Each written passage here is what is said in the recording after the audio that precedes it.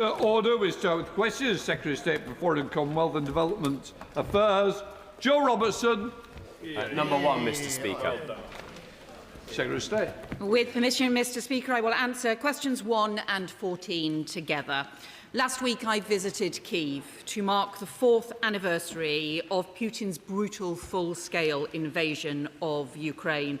As well as meeting President Zelensky and his ministers, I spoke to civilians who have been targeted throughout this war and told them Britain continues to stand in solidarity with Ukraine. Ukraine is fighting for its freedom and its future. The threats to Ukraine's security are also a threat to the security of Europe and the security of the UK. That is why we stand with Ukraine. Joe Robertson. I thank the Secretary of State for that answer, and as we mark the 4-year anniversary of the illegal invasion of Ukraine, of course we salute the fortitude and bravery of the Ukrainian people. But as we see conflicts open up elsewhere in the world, particularly the situation in the Middle East at the moment, how do we ensure that Ukraine continues to receive all the support it needs to determine its own future, and that the future of the Ukrainian people don't slip down the agenda and it becomes another frozen conflict? Well, the honourable member is exactly right to raise the importance of continuing our focus on Ukraine. This is about our security as well as Ukraine's security, and it's why last week I announced additional support for Ukraine's energy infrastructure, additional sanctions to keep the pressure on Russia, particularly on its oil and gas system and its shadow fleet, and why, too, we are continuing to provide Ukraine with significant military support as well. We'll stand with Ukraine today, tomorrow and for as long as it takes. Rachel Gilmore. Thank you, Mr. Speaker. I'd like to declare that I returned from Ukraine last week as part of a cross-party delegation, and my register of interest will be updated to reflect this. The newspapers, the television is full of pictures this week of people hunkering in bunkers in the Middle East. It's worth us remembering that the people of Ukraine have been doing that for the last 4 years. The Foreign Secretary will, of course, be aware of Moscow and Tehran's close relationship, and that Russia continues to deploy Iranian-manufactured Shahed drones to terrorise Ukraine's population.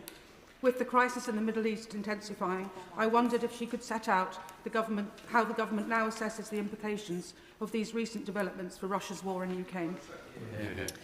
Well, the honourable member is right to point out that Iran has been a key enabler of Russia's war in Ukraine by providing the thousands of the Shahed-type drones used to inflict terror on the Ukrainian people and now being used to launch indiscriminate attacks across the Middle East and the Gulf. And that is why, as well as we are working with Ukrainian expertise to provide support for partners in the Gulf, but also why we recognise the importance of continuing to provide that support and to work to develop that expertise with Ukraine. They have shown remarkable resilience and they have been underestimated for too long. Lemnia Griffith. Indeed, Mr. Speaker, and like the previous Member of Parliament, I would just like to note that my register of interest will likewise be updated following the support from Friends of Ukraine on our visit last week. It was very, very good to see the Foreign Secretary there in Kyiv last Tuesday. Very, very sad commemoration of the 4th year of the full-scale invasion. And the Ukrainian people remind us time and time again, it's not just about territory, it's about their very identity. But one of the things we heard about on our visit was the appalling, inhumane treatment of Ukrainians who've been taken as prisoners of war by Putin, with constant violations of the Geneva Conventions and with reports of torture and near starvation. So what talks has she had, and what more can she do to raise this issue in international circles and put pressure on the Russian regime to treat prisoners more humanely? Can I say I welcome my honourable friend's point, and the fact that there was such a strong cross-party delegation to Ukraine for the 4th anniversary of the invasion, which showed that cross-party commitment to the support for Ukraine. And like my honourable friend, I did meet with those who had the most horrendous stories to tell of having been held and detained during the war by Russian troops, and also the most horrendous stories of torture as well. We are providing support for survivors and also support to secure evidence that could be used in future prosecutions as well, because we must hold perpetrators to account. Bill Esterson. Thank you, Mr. Speaker. The Foreign Secretary mentioned the importance of Russian oil and gas and how we must disrupt the activities of the shadow fleet in her opening answer. Can she confirm that she's working with allies to ensure that as much is being done to get people off using Russian oil and gas because of the importance that has in reducing flows of cash that are the source of the Russian war effort? I can confirm to my honourable friend we are doing exactly that, raising that with discussions with colleagues and partners right across the world as well, because we know that Russia has continued to use oil and gas to fuel its war machine, but that is also why we are strengthening the operations and the sanctions and the pressure on the Russian shadow fleet as well, and we will also continue to pursue further action in future. We would like to see international support for a maritime services ban. William Morton, Shadow Minister. Thank you, Mr. Speaker. As the Ukraine war passes its fourth year, we continue to salute the bravery and the heroism of the people of Ukraine as they fight for their independence and freedom. This is the moment, though, for the government to spearhead a new campaign with our allies to starve Russia of the funds it needs to wage war. It's clear that we need to not only target the shadow fleet, but the refineries in Turkey, India and China buying Russian crude so that they rapidly diversify. So will the government now take action with our allies to put huge new pressure on those refineries? With the foundations of the Russian economy crumbling away, this action would make it much harder for Putin to sustain the costs of his war. Well, on my visit to Kyiv last week, I announced nearly 300 sanctions, new sanctions to target Russian revenue streams and military supply chains. We are going more broadly, not just around the shadow fleet and directly on oil and gas companies in Russia itself, but also targeting those that might support them in third countries as well. But this was our largest Russian sanctions package since 2022, and it's important that we get other countries to support that as well. Andy MacDonald. Two, please, Mr. Speaker. Minister. With permission, Mr. Speaker, I'll answer questions 2 and 21 together. The UK strongly condemns the expansion of illegal settlements and the recent Israeli Security Cabinet decisions that introduce sweeping extensions to their control of the West Bank. These actions threaten peace and stability and undermine the 20-point plan. They risk making a two-state solution impossible to achieve. Our position is clear and unequivocal.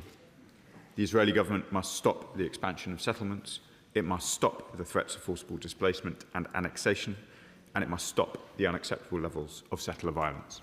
Andy MacDonald. Thank you, Mr. Speaker. I thank the Minister for his answer. But since December 2015, 19 new settlements have been approved, bringing the coalition's total to 68 in 3 years, and around 210 overall, housing 750,000 settlers. Last month, the Israeli cabinet approved measures to designate large areas as state property and resume land registration in Area C, de jure annexation. These steps defy International Court of Justice advisory opinions and dispossess thousands of Palestinians. So given the scale of sanctions that the UK is willing to impose on Russia, when will the government impose meaningful trade measures, arms controls and sanctions that match the scale of Israel's illegal actions? My honourable friend is right in his characterisation in the increase in settlements. That increase has also been accompanied by a very concerning increase in settler violence itself. I know many members will have been shocked by some of the footage that they have seen of these incidents. The Foreign Secretary has raised these issues directly, including the risks of instability that they cause, with Israel's Foreign Minister Saar in New York last month. We will not accept attempts to advance settlement expansion under the cover of regional instability. We will consider concrete steps in accordance with international law to counter this expansion. Thank you, Mr. Speaker. Last year, the Israeli government issued nearly 10,000 units of settlement housing tenders, which was more than the combined total of tenders over the previous 6 years. The extremists in Netanyahu's cabinet clearly have the explicit intention of undermining any prospect of a viable Palestinian state, let alone a two-state solution. Now, the Minister says he condemns this expansion and he's considering actions to take. But will he do the right thing now and introduce a full ban on all trade with illegal settlements in the West Bank to show that this government is truly committed to pursuing a two-state solution? Yeah. This government is truly committed to pursuing a two-state solution. It has been at the heart of our policy in relation to Israel and Palestine for the entire duration of our time in government. As the Honourable Lady will know, I have stood at this dispatch box and announced 3 waves of sanctions, and she will have heard my remarks in my previous question, I'm sure, carefully. Chair of the Select Committee, Dame Le Tombre. Thank you very much, Mr. Speaker. The British government recognised Palestine last summer, and that was greatly welcomed around the world. The concern now is that Israel may be about to annex the West Bank. And if Israel does that, then where is Palestine? And the Minister spoke last week and said that they were considering concrete steps, and he said that again today. I just wondered what they were. I thank my right honourable friend for the important question. I know she is extremely focused, rightly, on the deterioration of the situation in the West Bank.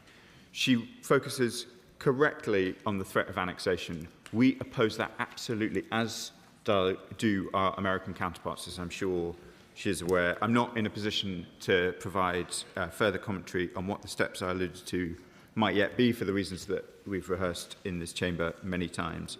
We have taken action, Mr. Speaker, including the 3 rounds of sanctions that I described, and we will continue to take action while the situation continues to deteriorate. So Desmond Swain. The Minister is absolutely right. Israel must stop. What estimate has he made of the time that we have before a separate Palestinian state becomes geographically and economically utterly untenable? I thank the honourable member and my predecessor for the important question. We have pointed to a whole range of areas of concern in relation to the viability of a Palestinian state. One which has not received mention so far in our exchanges, but which is vitally important, is the E1 development. The British government is deeply concerned by the speed with which the Israeli government is proceeding with a project which we oppose absolutely and completely. It is clearly designed in order to try and split 2 parts of a contiguous Palestinian territory.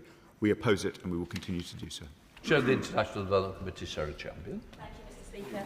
The rapid growth in Israeli settlements in recent months has been fuelled by settled violence that not only goes unpunished, but receives tacit support from the Israeli government. The UK government continues to avoid responding to the International Court of Justice's 2024 advisory opinion condemning Israel's forcible transfer of Palestinians, a war crime.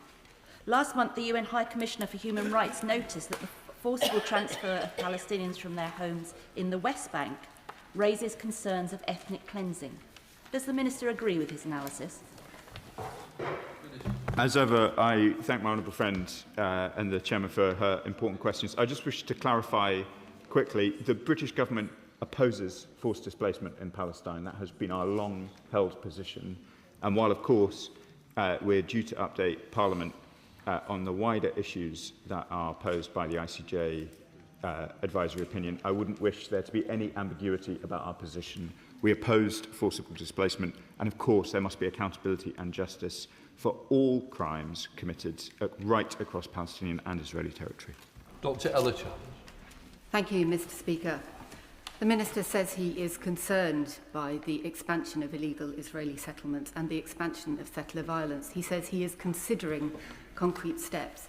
He refers to previous actions. It's now many months since the last concrete action by this government. Minister, actions speak louder than words. It is now way past time to end all settlement trade and impose new sanctions on those responsible for this violence. Good question.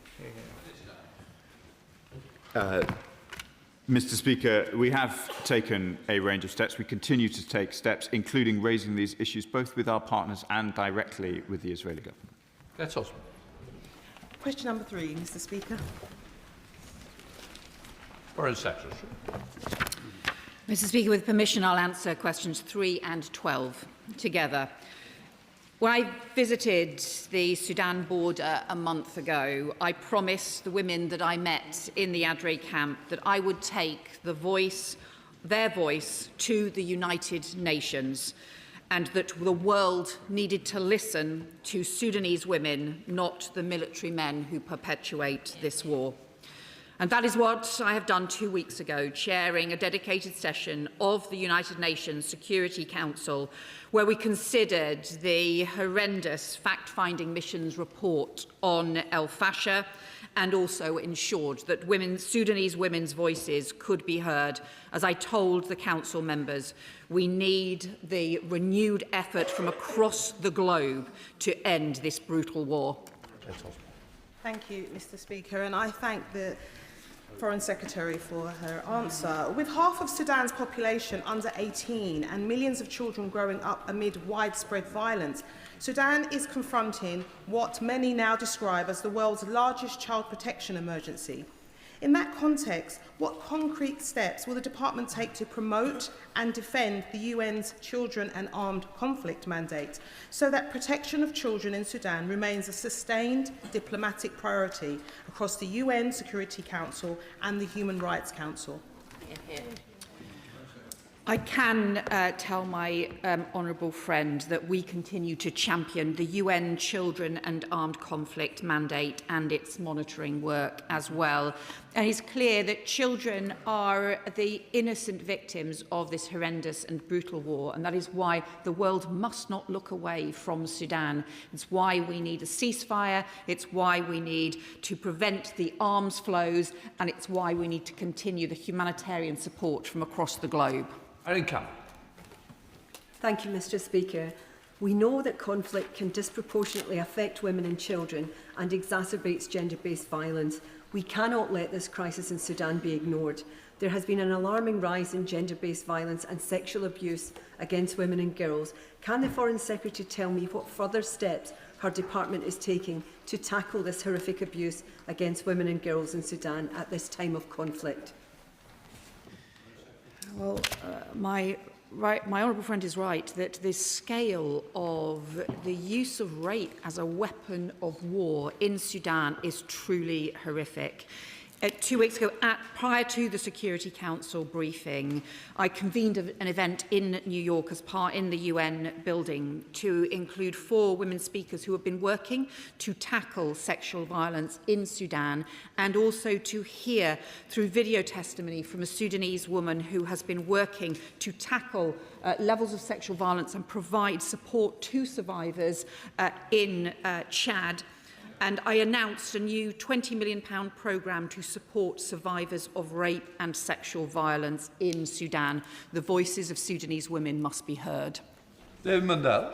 Thank you, Mr. Speaker, and I hope that the Foreign Secretary will read the evidence from Samaritan's Purse to the International Development Committee last week, which reiterated the issues on sexual violence. But we also heard that in refugee camps, many people have to be naked because they've had no option but to sell their clothes to get food. I'm sure she agrees that is completely and utterly unacceptable.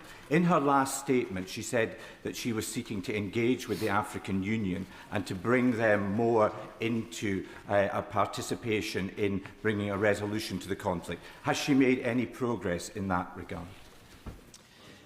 Well, I will certainly look further at the evidence, the horrendous accounts that the honourable member describes on this. We are establishing with international partners a coalition for atrocity prevention and justice to work on Sudan, to work together on both the preventing atrocities and also gathering the evidence as well. And we have been pursuing some of the findings in the UN's report on El Fasher, which talk about systematic starvation, torture, killings, rape, and also deliberate ethnic targeting. The honourable member adds further horrendous its accounts to that, and it's why it's so important not only to pursue these atrocities, but also to ensure that there is basic humanitarian support, and it's why we are prioritising Sudan as for humanitarian support as well. Mr. Logan. Thank you, Mr. Speaker. The Foreign Secretary has referred to the UN report published on February the 19th, which said that the horrific events in al-Fashir had all the hallmarks of genocide. Does the Foreign Secretary agree with that assessment? Well, the account in the report is truly appalling and shocking. It does describe deliberate ethnic targeting towards particular groups, alongside some of the most horrendous accounts of torture and also rape being deliberately used as a weapon of conflict as well. Our long-standing position of successive British governments is that any formal determination on genocide is a matter for the courts. However, we should be very clear. The evidence of atrocities committed by the armed forces across Sudan is staggering and horrendous, and the perpetrators must be held to account. Blake Stevens. Question number 4, Mr. Speaker. Minister. Well, thank you, Mr. Speaker. The UK-United States relationship has been a cornerstone of both our security and our prosperity for over a century, and we will never turn away from it. The Foreign Secretary and I have wide-ranging discussions with our counterparts on a regular basis, and indeed recently we were with governors from across the United States discussing economic ties in the last week. And the Trade Secretary speaks regularly to his US counterparts, most recently with the Trade Representative, where he reinforced the importance of delivering on our economic prosperity deal.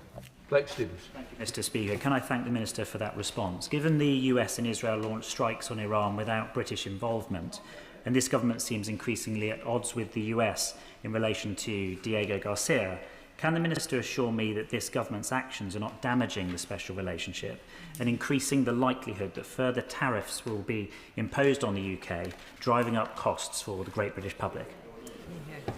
Well, Mr. Speaker, I don't accept what he's saying. Our relationship with the United States is strong. It has endured, it continues to endure, and it will endure into the future on both the economic and the security front. And indeed, of course, we were the first to strike a deal with the US administration which removed tariffs on UK aerospace exports, secured reduced tariffs for cars, and that saved manufacturers hundreds of millions and protected jobs across this country.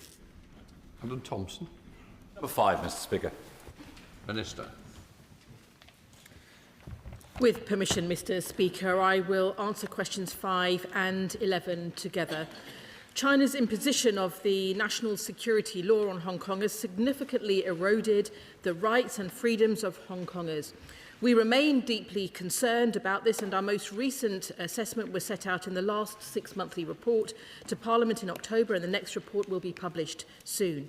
On his recent visit to Beijing, the Prime Minister raised our concerns at the highest level, including with President Xi, both about the overall situation in Hong Kong and about the specific case of Jimmy Lai. Adam Thompson. Thank you, Mr. Speaker. Many people who have come to us from Hong Kong have made their homes in Long Eaton, in my constituency. Their children are thriving in our local schools, new businesses are being established, and a vibrant community is taking shape. Could the Minister outline what further steps the government is taking, working in partnership with local councils and members of this House, to support the continued integration of Hong Kongers into our towns and communities, and to ensure that those who have chosen to settle in Long Eaton feel fully welcomed as part of our community? Mr. Speaker, I thank my honourable friend for his question and indeed his work in his constituency. And I'm proud the UK has welcomed around 200,000 Hong Kongers since 2021, and we will unequivocally continue to uphold our commitment to them. As he will know, their contribution enriches our economy and our society, including in Long Eaton, and we remain committed to ensuring they feel safe, supported and valued. Indeed, for 5 years, the Welcome Programme has delivered successful integration for the BNO community, and mainstream provisions will continue to be available. Francis. Thank you, Mr. Speaker. In addition to the situation on the ground in Hong Kong, there remains evidence of transnational repression being taken against Hong Kong nationals living overseas, including here in the United Kingdom. Could the Minister provide an update on the work being taken across government departments on this issue and the measures she is taking to end the deliberate targeting of opposition voices here in the UK? Mr. Speaker, any attempts by foreign governments to intimidate or to harm critics overseas are unacceptable. Freedom of speech and other fundamental rights of all people in the United Kingdom are protected by law. Ministers have raised these issues, including the arrest warrants placed on individuals in the United Kingdom by Hong Kong police with the Chinese authorities. And it is important to note that training and guidance on state threats activity is now being offered to all 45 territorial police forces across the United Kingdom. Traian Duncan-Smith. Mr. Speaker, the member for Hackney South has just raised a particular case that I'm aware of, and I don't want to steal her thunder on the issues of it. But I will say there is a real issue here with what is happening in Hong Kong. They have trashed the Sino-British Agreement. They no longer use common law. And at the end of it all, they are abusing every single system. When is the government going to deal with these deficiencies by sanctioning somebody? America has sanctioned many people, many other countries have too, but the UK that used to run Hong Kong has sanctioned absolutely nobody. Surely we should do so now. Mr. Speaker, the Right Honourable Member will be aware of the concerns we have that indeed in relation to China's breach of the Sino-British Declaration as well are laid out clearly in our report, our 6-monthly report on Hong Kong. There will be a further report coming shortly, but let me just say that Hong Kong is required to ensure, for example, that national security legislation upholds rights and freedoms as is set out in the Basic Law. And indeed, we have repeatedly called on Beijing to repeal the national security law and release all individuals charged under it. Thank you, Mr. Speaker. Following on from that question, bounties have been placed on the heads of pro-democracy activists living in Hong Kong. A shocking act of transnational aggression. Can I add my voice to the one from the Right Honourable Member from Woodford Green and Chingford to say, when will the government use our Magnitsky sanction regime against those in Hong Kong and Beijing responsible for the unacceptable targeting of Hong Kong democracy campaigners? It is time that we use those sanctions.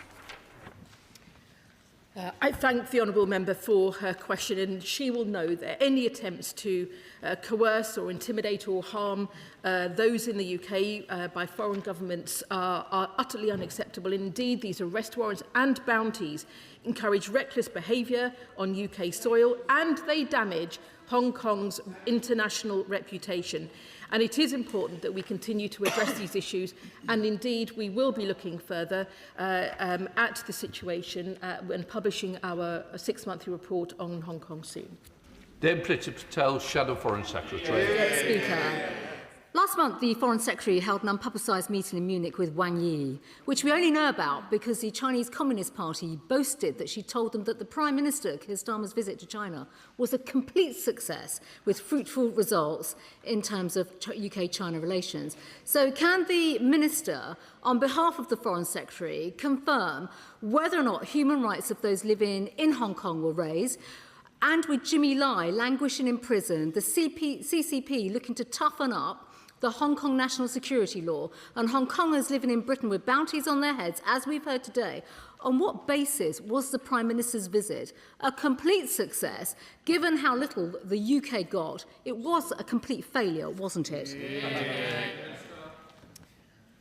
Mr. Speaker, my Right Honourable friend, the Foreign Secretary, had many meetings with counterparts on very important issues of national and international security in Munich, and indeed raising a number of issues, including on Jimmy Lai. But let me just say, Mr. Speaker, that in the 14 years that the opposition were in charge, they had almost as many different policies towards China during that time. They talked about state threats, but delayed the essential reform of our outdated security laws. And in May 2021, Mr. Speaker, the Shadow Foreign Secretary launched her consultation on the new legislation, but it took more than 2 years to get that new National Security Act passed into law, leaving our country without the powers needed to prosecute such cases. Thank you, Mr. Speaker. Well, clearly the Minister's desperate and having to go backwards rather than move forward to address the situation now. And for her information, China oppresses Hong Kongers, refuses to free Jimmy Lai, supports Russia and Iran in their barbaric actions to undermine freedom and democracy. These are issues that the government should actually take a grip of now. They plot, they spy, they undermine our own security. But rather than kowtowing to China, when will her government wake up and deal with the threat posed by the CCP and put China on the enhanced tier of furs? And when will she start taking some action and expel CCP diplomats to show our disgust about their appalling actions when it comes to transnational repression? Mr. Speaker, the government has not made any decision yet on whether China will be added on the enhanced tier, but she will know that we condemn in the strongest terms the politically motivated prosecution of British citizen Jimmy Lai. This remains a priority for this government, and she is fully aware of that. Rankin. Number 6, please, sir. Minister. Mr. Speaker, the honourable member refers to sections 3 and 8 of the UK's 2025 UK-Palestine MOU, which is clear on our commitment to support the PA's reform agenda on education. We welcomed President Abbas's pledge in 2025 to continue reforms in line with UNESCO standards. The Foreign Secretary and I have pressed him and Prime Minister Mustafa on this personally. An external review has been commissioned to verify the implementation of those reform commitments. I will report to the House with our assessment when it is completed in the coming months. Jack Rankin. Thank you, Mr. Speaker. The Palestinian Authority has given the British government repeat assurances that its textbooks are being reformed. You would have thought this would be a minimum requirement for the recognition of a Palestinian state. Yet in my office, I have an Arabic language textbook currently being used in the West Bank that describes Arab fighters using explosive belts to, quote, turn their bodies into fire burning the Zionist tank, accompanied by an image of a gunman shooting Jews riding a tank. This is aimed at 14 years old. Is the Minister aware that this is going on, and does he have any faith in the Palestinian Authority that it can change its ways? Mr. Speaker, as I said, there is going to be an external assessment. I'm aware that in the process of education reform, which is being led by some of our friends in the European Union, they are going grade by grade. So as I understand it, there has been considerable progress on grade 12, and they're looking at some of the other grades. The honourable member is very welcome to send me the textbook if he wants, and he can confirm which grade it is. Dr. Peter Prince. Thank you, Mr. Speaker. I accept that there are problems with the curriculum in the Palestinian schools. But the eyes of the world are now distracted, and settlement expansion continues as far as we can tell. Now, I am concerned that when the dust settles and the rubble is cleared, the viability of the Palestinian state will be significantly jeopardised. So does the Minister share my firm belief that what is going on doesn't really represent the will of the Israeli people? It's a bit of a stretch question. Mr. Speaker, I'm sure the whole House will recognise the authority with which my honourable friend speaks. I know that he is right, that violent settlement expansion is not the will of most Israelis. Polling reflects that time and time again. As the Israeli public approach Israeli elections, I hope that there will be a discussion in Israel about the appalling nature of this violence and this expansion. Wendy Morton, Shadow Minister. Thank you, Mr. Speaker. The Palestinian Authority continues to show an absolute disregard for the MOU, with deeply disturbing and anti-Semitic content still being promoted in their schools. How is the UK government monitoring this and ensuring that no UK taxpayers' money is being used? And I'd like to say that with pay for slay continuing, can the Minister tell the House, did he raise these concerns with the Palestinian Authority when he met their ambassador last week? What's his assessment of the payments being made? And what direct action is he taking to stop it, such as withholding payments until this vile practice ceases?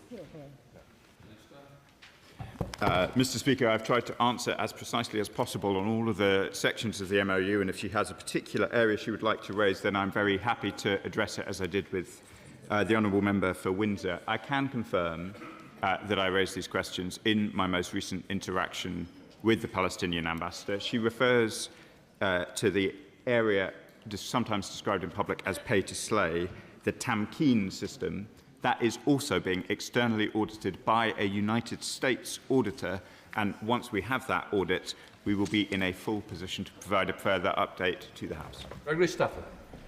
Question 7, sir. Well, thank you. Minister. Mr. Speaker, let me thank the honourable gentleman for his question. The UK condemns in the strongest terms the politically motivated persecution of British citizen Jimmy Lai. We continue to call for his immediate release, for full access to independent medical professionals, and indeed for all necessary treatment. The Prime Minister raised Jimmy Lai when he met President Xi in January, and we will continue to raise his case on every opportunity. Gregory Stafford. Thank you, Mr. Speaker. Jimmy Lai now faces a jail term described by ministers as an effective life sentence. It's clear, Mr. Speaker, that Jimmy Lai's life sentence is a direct reflection on this government's weak policy towards China. So will the Minister tell us what clear steps she and the Prime Minister are taking, and more importantly, what sanctions she and the Prime Minister are going to bring on the Chinese to ensure that Jimmy Lai is released and his case is not forgotten? Mr. Speaker, we continue to keep sanctions under close review, and it would not be appropriate to speculate on any future designations, as to do so, the honourable member will know, could reduce the impact of those designations. But he will know in relation to Jimmy Lai that we're not going to get into the details of any private discussions, but the government will continue to raise Jimmy Lai's case with every opportunity, as the Foreign Secretary has done, and the previous Foreign Secretary also did, and the Prime Minister has done, and diplomats from our Consulate General in Hong Kong have indeed attended all court proceedings on a regular basis and continue to press for consular access. Thank you, Mr. Speaker. Sticking with detentions in China, last week I had the great honour of meeting Grace Jin Drexel, the daughter of Pastor Ezra Jin, who, along with 18 other pastors from the Zion House Church, was arrested or detained by the Chinese authorities last October under the very vague charge of illegal use of information online. Basically, they had an online church service. Can I ask my right honourable friend, what can the government do to advocate for the release of all of the Zion Church leaders and to promote freedom of religion or belief for all people in China? I thank my honourable friend for his question, and indeed reports from within China about the detention of Zion House Church leaders is a very worrying indication of further persecution of Christians in China. It is the case that this government continues to engage with China on the issue of human rights and the freedom of belief, and we will continue to champion the freedom of religion and belief for all, and to uphold the rights to this universal freedom through our positions at the UN, in the G7 and through our bilateral engagements. Stefan Quirrell. Question 8, please, Mr. Speaker. Minister. Well, thank you, Mr. Speaker, and I welcome the progress that many overseas territories have made on financial transparency. St Helena, Montserrat and Gibraltar now have fully public registers of beneficial ownership, while the Cayman Islands and Turks and Caicos Islands have implemented legitimate interest access registers. But I've also been clear with those where progress has not been quick or comprehensive enough, including the British Virgin Islands. And at the Joint Ministerial Council in November, I pressed for further progress and agreed to provide technical level support for that work. We will reconvene later this month, Mr. Speaker, to assess the latest position, and of course we reserve the right to consider all options if progress is not made. Of course, we prefer to work in constructive cooperation, recognising the wide range of constitutional arrangements, but there are crucial issues here for tackling illicit finance and indeed our national security. Stefan Quirrell. Speaker, perhaps I can help with that assessment. Transparency International uncovered at least 160 cases since 2022 of luxury yachts being transferred into or out of Russia, registered to companies in British overseas territories. While brave Ukrainians are defending their country from a brutal invasion, Putin's cronies are joyriding their multi-million-pound yachts enabled by the likes of the BVI. Does this sicken the Foreign Secretary and the Minister as much as it sickens me? Can he tell certain overseas territories that we are fed up with their excuses, fed up with those evil regimes and tax dodgers, and they must deliver transparency now. Well, I welcome the work of Transparency International and others in sharing and shedding a light on these issues. These are exactly the concerns that I've raised directly with Overseas Territories governments. They're exactly the concerns that I've expressed in this place, and we're going to work to ensure rapid progress on these issues. Elsa Blundell. Question number 9, Mr. Speaker. Minister. Thank you, Mr. Speaker, and I thank my honourable friend for her question. Tens of thousands of children have been killed, injured, orphaned or separated from their families during this conflict. The UK has medically evacuated 50 children for treatment in the UK. Help on the required scale can only be delivered on the ground in Gaza. We are providing £81 million in humanitarian and early recovery support this year, including social protection services, which have so far supported over 335,000 Palestinian children. Mr. Blundell. Thank you, Mr. Speaker. It is estimated that 40,000 children in Gaza have lost either one or both of their parents in the appalling war of recent years, leaving many as orphans without the love and protection that they need in one of the most dangerous places on the planet. As the crisis engulfs the region once again and vital aid is still being blocked, what assurances can the Minister make that the UK will play a leading role in supporting those children in the long term after all of the horrors that they have had to endure? Thank you, Mr. Speaker.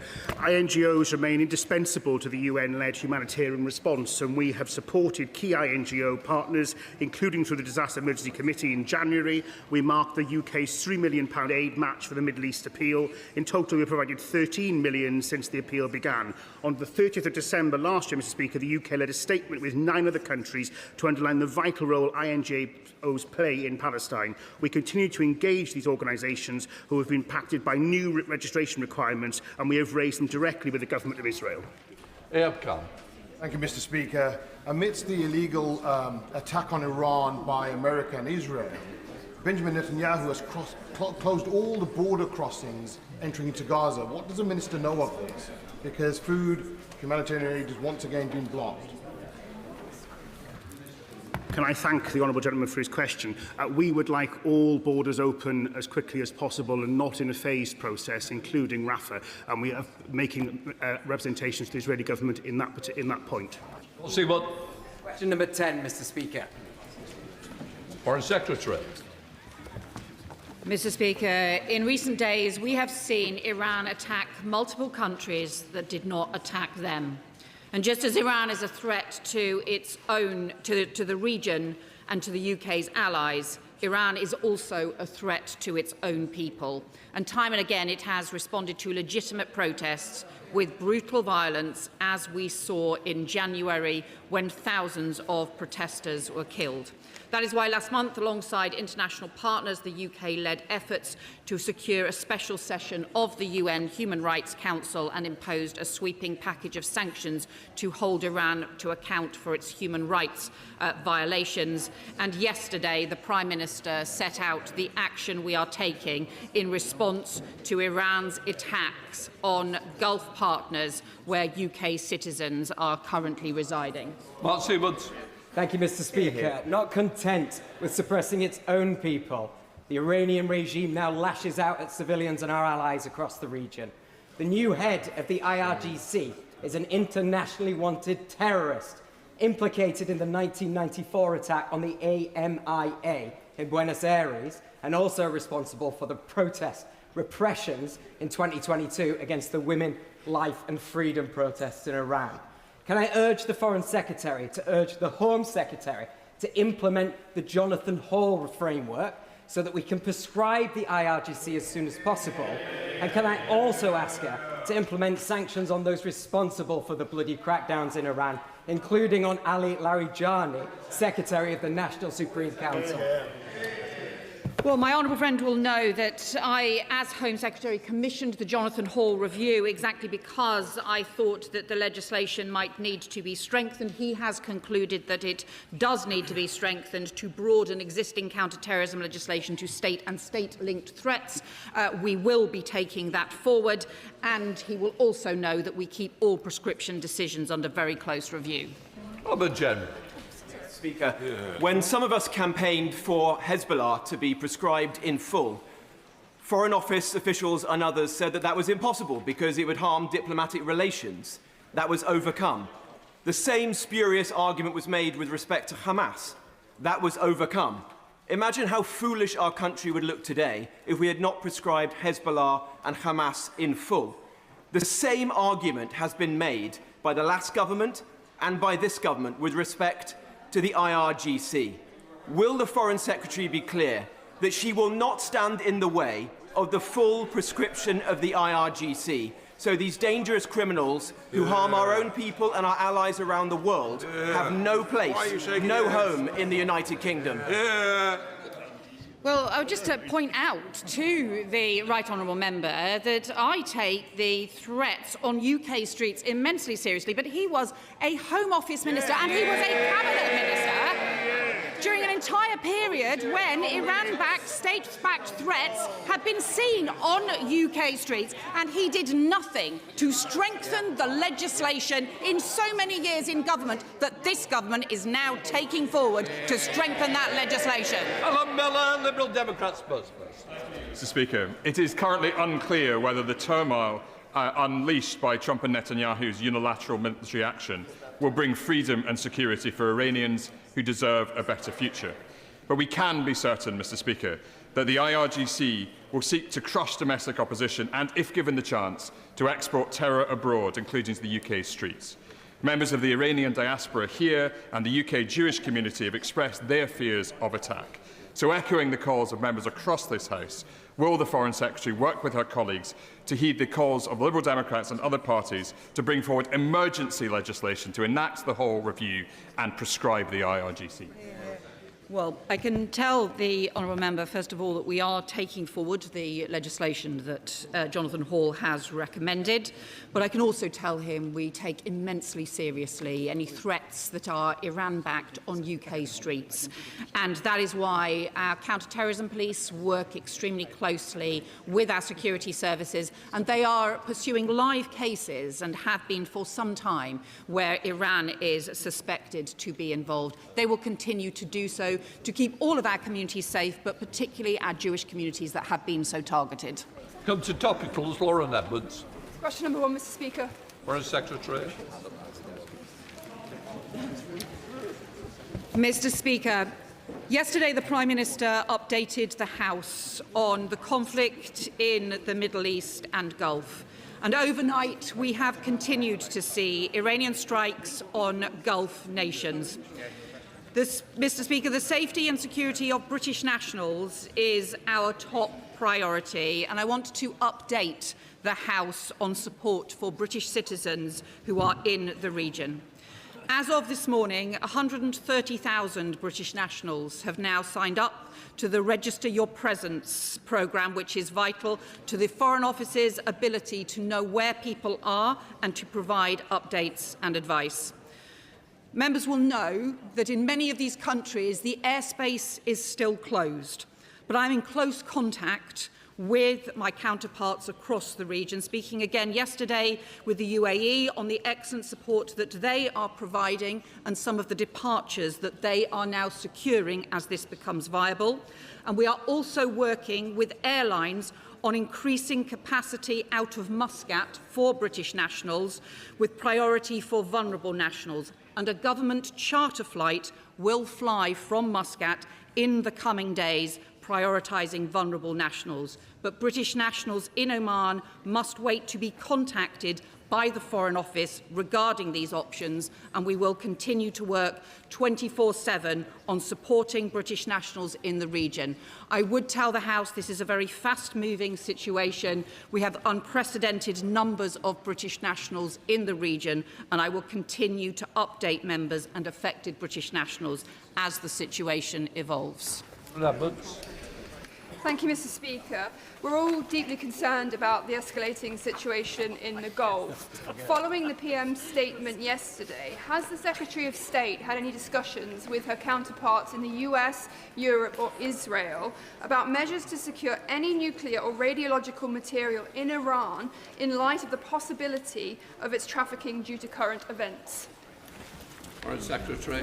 It's right to raise this issue. It is extremely important that Iran is not able to develop a nuclear weapon. There are also obviously concerns about the security of materials as well. It is an issue, obviously, we continue to work closely with our operational partners. Foreign Secretary Dame Priti Patel. Mr. Speaker, the government's indecision on how to deal with Iran has left the UK weaker and undermined our own security.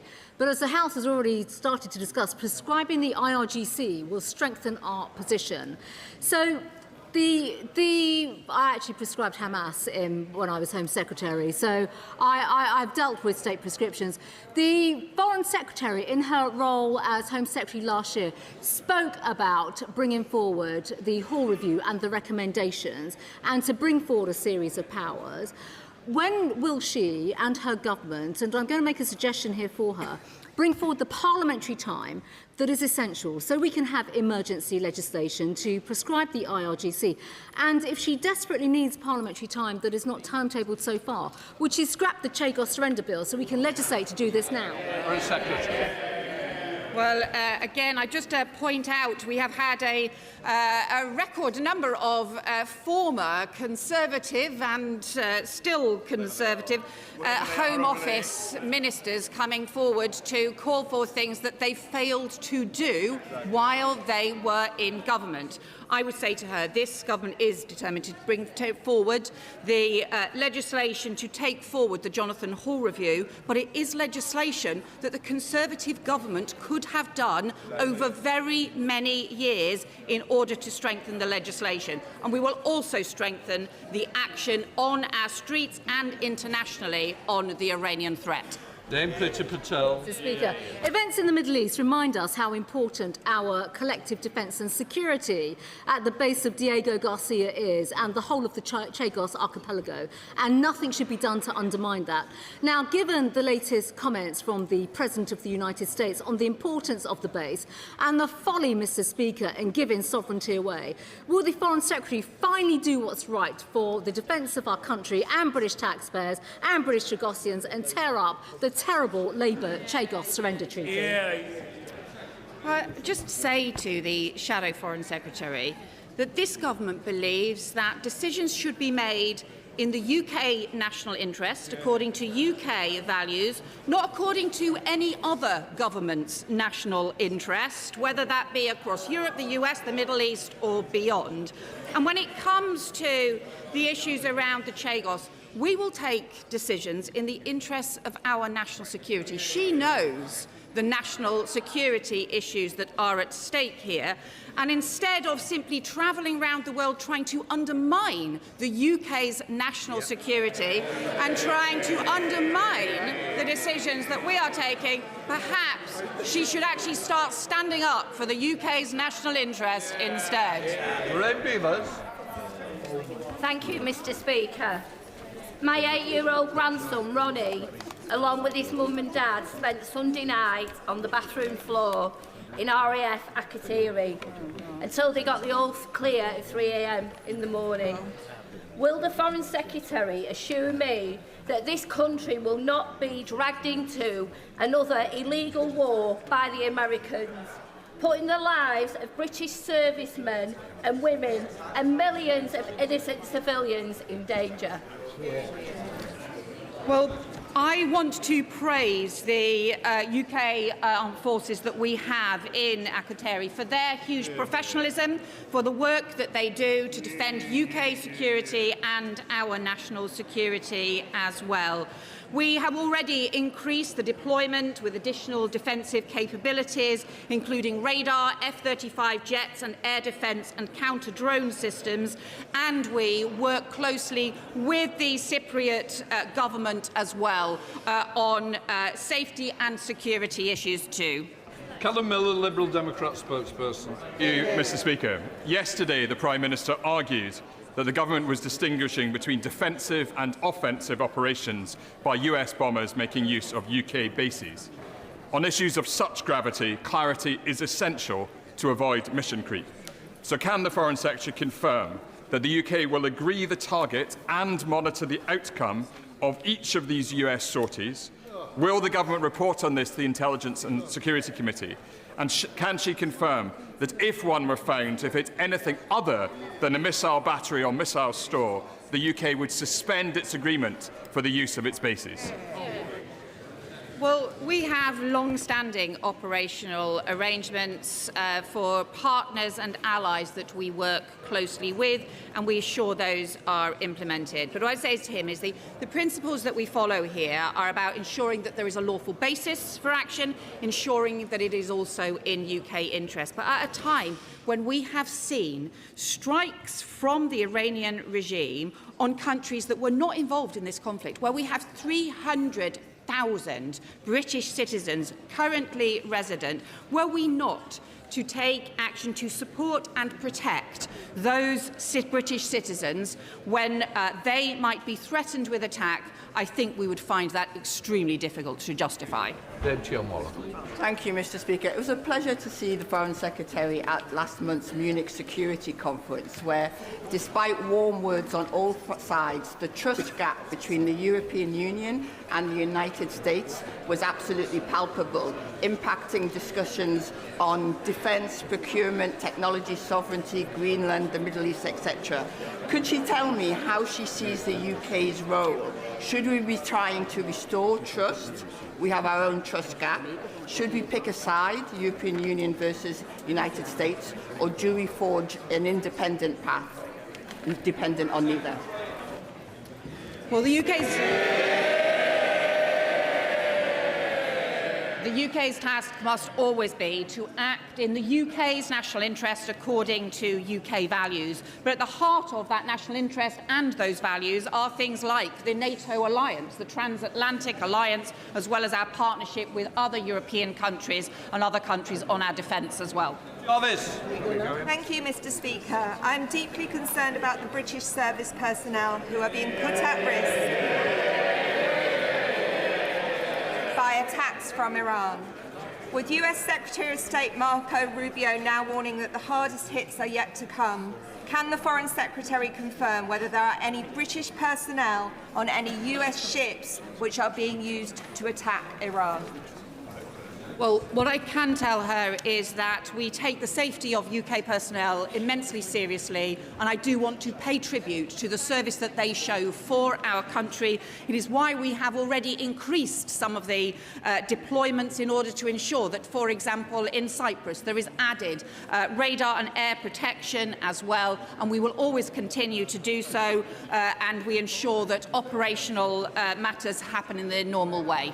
Andrew Lewin.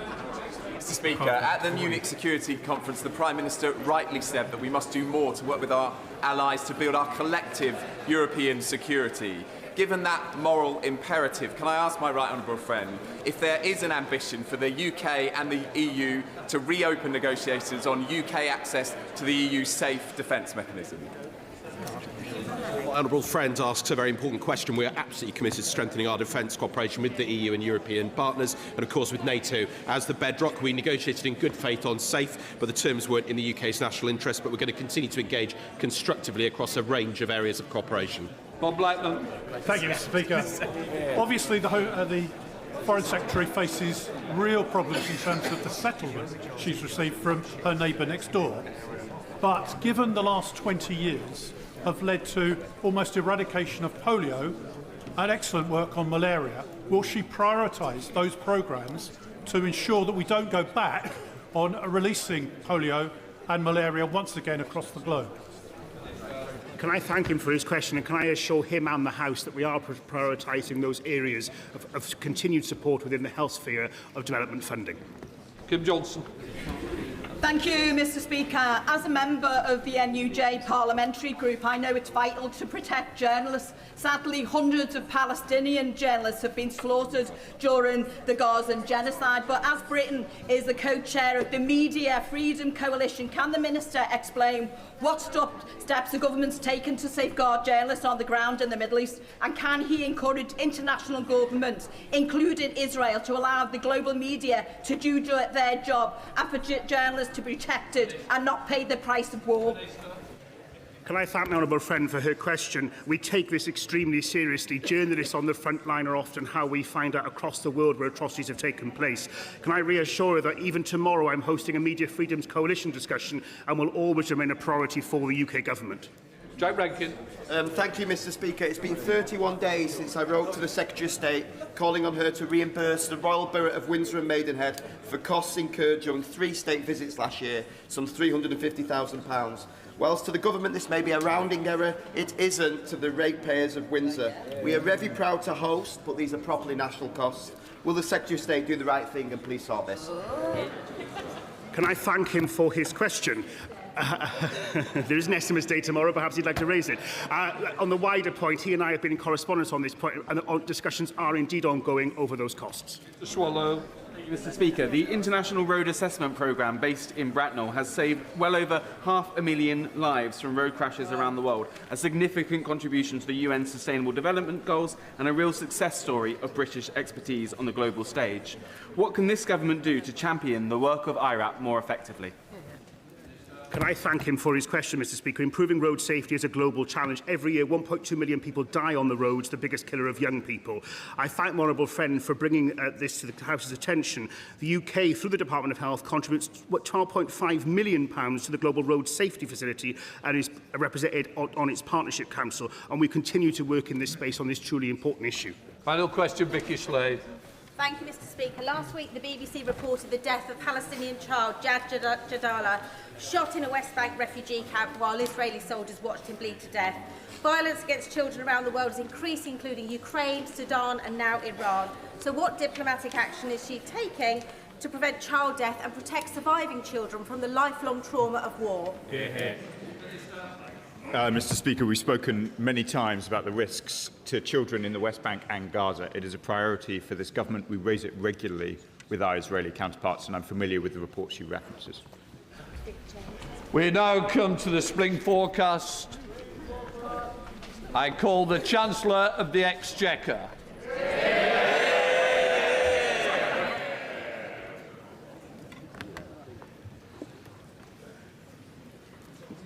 Mr. Speaker, this government has the right economic plan for our country.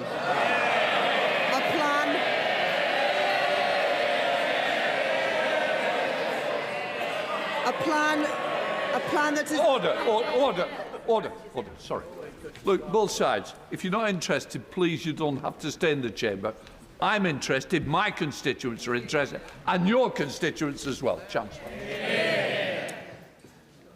A plan that is even more important in a world that in the last few days has become yet more uncertain. With unfolding conflict in Iran and the Middle East, it is incumbent on me and on this government to chart a course through that uncertainty, to secure our economy against shocks and protect families from the turbulence that we see beyond our borders. I want to express my gratitude to members of our armed forces as they serve across the globe to protect our country. And I want to reassure this House that I am in regular contact with the Governor of the Bank of England, with my international counterparts and with key affected industries, including our maritime sector. And tomorrow I will meet with our North Sea industry leaders to discuss the implications that they face and work with them to manage this uncertain period. Mr. Speaker, in an increasingly dangerous world, I am proud to be the Chancellor that is delivering the biggest uplift in defence spending since the Cold War. With £650 million committed in January to upgrade our Typhoon fighter jets, a new Royal Navy frigate launched from Rosyth last week, and just yesterday, our £1 billion helicopter deal with Leonardo. I am in no doubt about Britain's ability to navigate the challenges we face. The plan that I have been driving forward since the election is the right one. Stability in our public finances, investment in our infrastructure, including our armed forces, and reform to Britain's economy. It is a plan to reshape our economy and break with the failed ideas of the past. Building growth are not just the contribution of a few people in a few places, but in every part of Britain. with a state that doesn't stand back, but that steps up, strengthening our trading relationships and our alliances, creating capacity in our economy through affordable housing, better transport and free childcare. An active and a strategic state, building growth and economic security in an uncertain world. Stability is the single most important precondition for economic growth. That is why we have committed to a single major fiscal event a year, limiting major policy changes to the budget and giving businesses and households the certainty that they need. Today, the new forecasts from the Office of Budget Responsibility show that our plan is the right one. Inflation is down. Borrowing is down. Living standards are up and the economy is growing. Mr. Speaker, this government has restored economic stability. The previous government allowed inflation to skyrocket to over 11%. They stoked interest rates to 15-year highs and delivered the first parliament on record where people were poorer at the end than they were at the start of the parliament. That is their record. Well before the pandemic. I recognise the impact that what the Conservatives did had on families. We promised change at the election, and I understand the responsibility on me to deliver that change. I know that the question that people will ask themselves at the next election is this: are me and my family better off? I am determined that the answer will be yes. The promise that we changed has the change that we promised has already started. There have been 6 cuts in interest rates since the general election, the fastest pace in reduction in 17 years. And inflation has fallen. For businesses, that means lower capital costs and greater uncertainty. And for families, it means more money in their pockets to spend in local shops and on the high streets. Those interest rate cuts will save households over £1,300 per year on a typical new fixed-rate mortgage.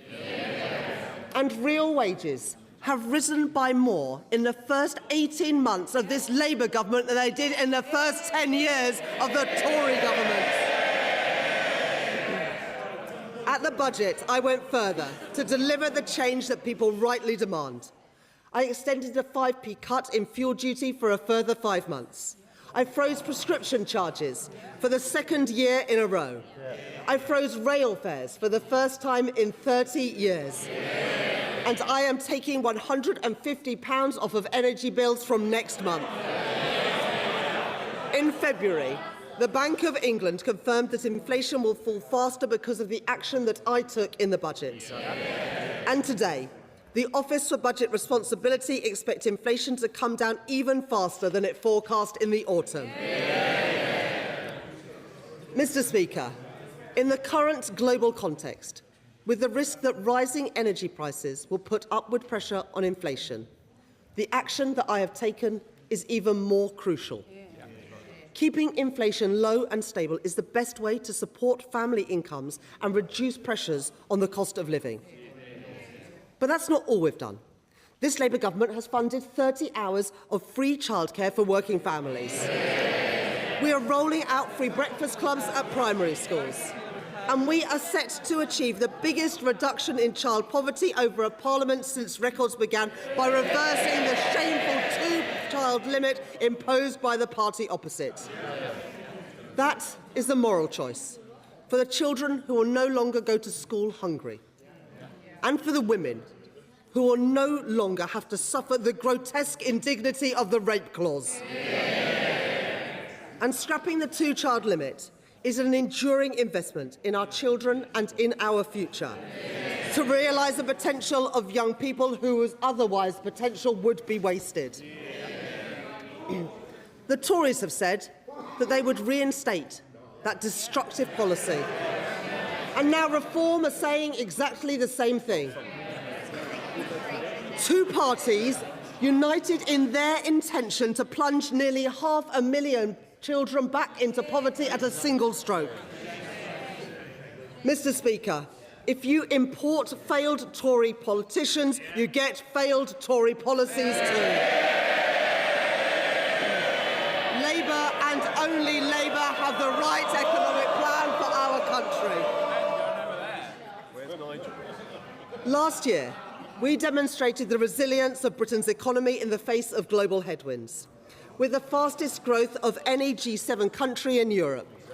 Today, the Office of Budget Responsibility has updated its growth forecasts, including reflecting lower net migration. Average growth across the forecast period is largely unchanged, while the OBR has adjusted the profile of GDP so that it grows slightly slower in 2026 and then faster in both 2027 and 2028. So GDP is forecast to grow by 1.1% in 2026, 1.6% in both 2027 and 2028, and 1.5% in both 2029 and 2030. I've always said that growth is for a purpose, to make working people better off. And I can confirm that GDP per person is set to grow more than was expected in the autumn, with growth of 5.6% over the course of this Parliament. That compares to a fall in GDP per capita in the last Parliament. And by the next election, after accounting for inflation, people are forecast to be £1,000 better off per year. Oh, I didn't hear them that time. We promised change, Mr. Speaker, and we are delivering that change. The economy is growing, living standards are rising, and inflation has fallen. But I'm not satisfied yet with these forecasts. I know that the economy is not yet working for everyone, and that the deep economic scars left by the party opposite and their mates in reform are still blighting the lives of too many people. In today's forecasts, unemployment is set to peak later this year and then fall in every year of the forecast period, ending the forecast period at 4.1%, lower than it was at the start of the Parliament. But young people in particular are still suffering from the aftermath of years of Tory mismanagement. In the last 5 years of the previous government, the number of young people not in education, employment or training increased by 113,000. The number of inactive people reached record highs under their government. And over the last decade, apprenticeship starts by young people fell by 40%. This government will not leave an entire generation of young people behind.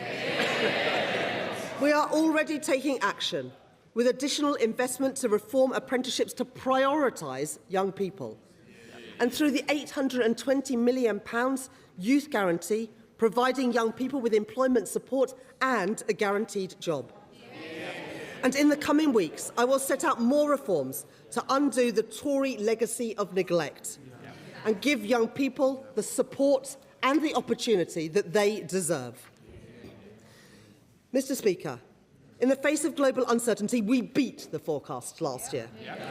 In the year ahead, the choices that we are making gives me confidence that we will beat them again.